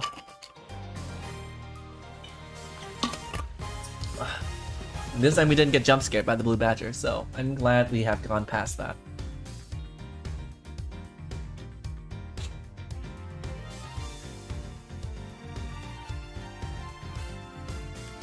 Oh, I can't believe I voiced it for 4 hours straight. My throat is feeling it. Oh, yeah. Ow. Owie, owie, owie.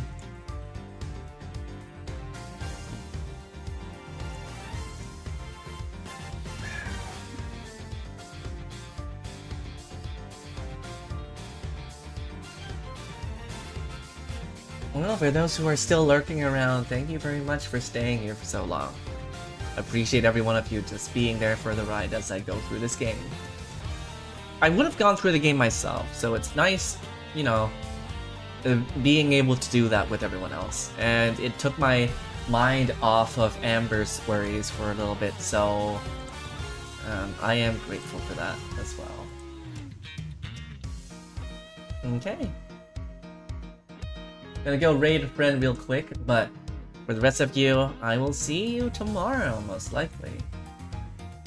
For a different game. Otherwise, I'll see you around.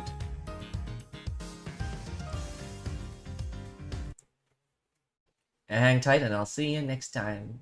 Have a good evening!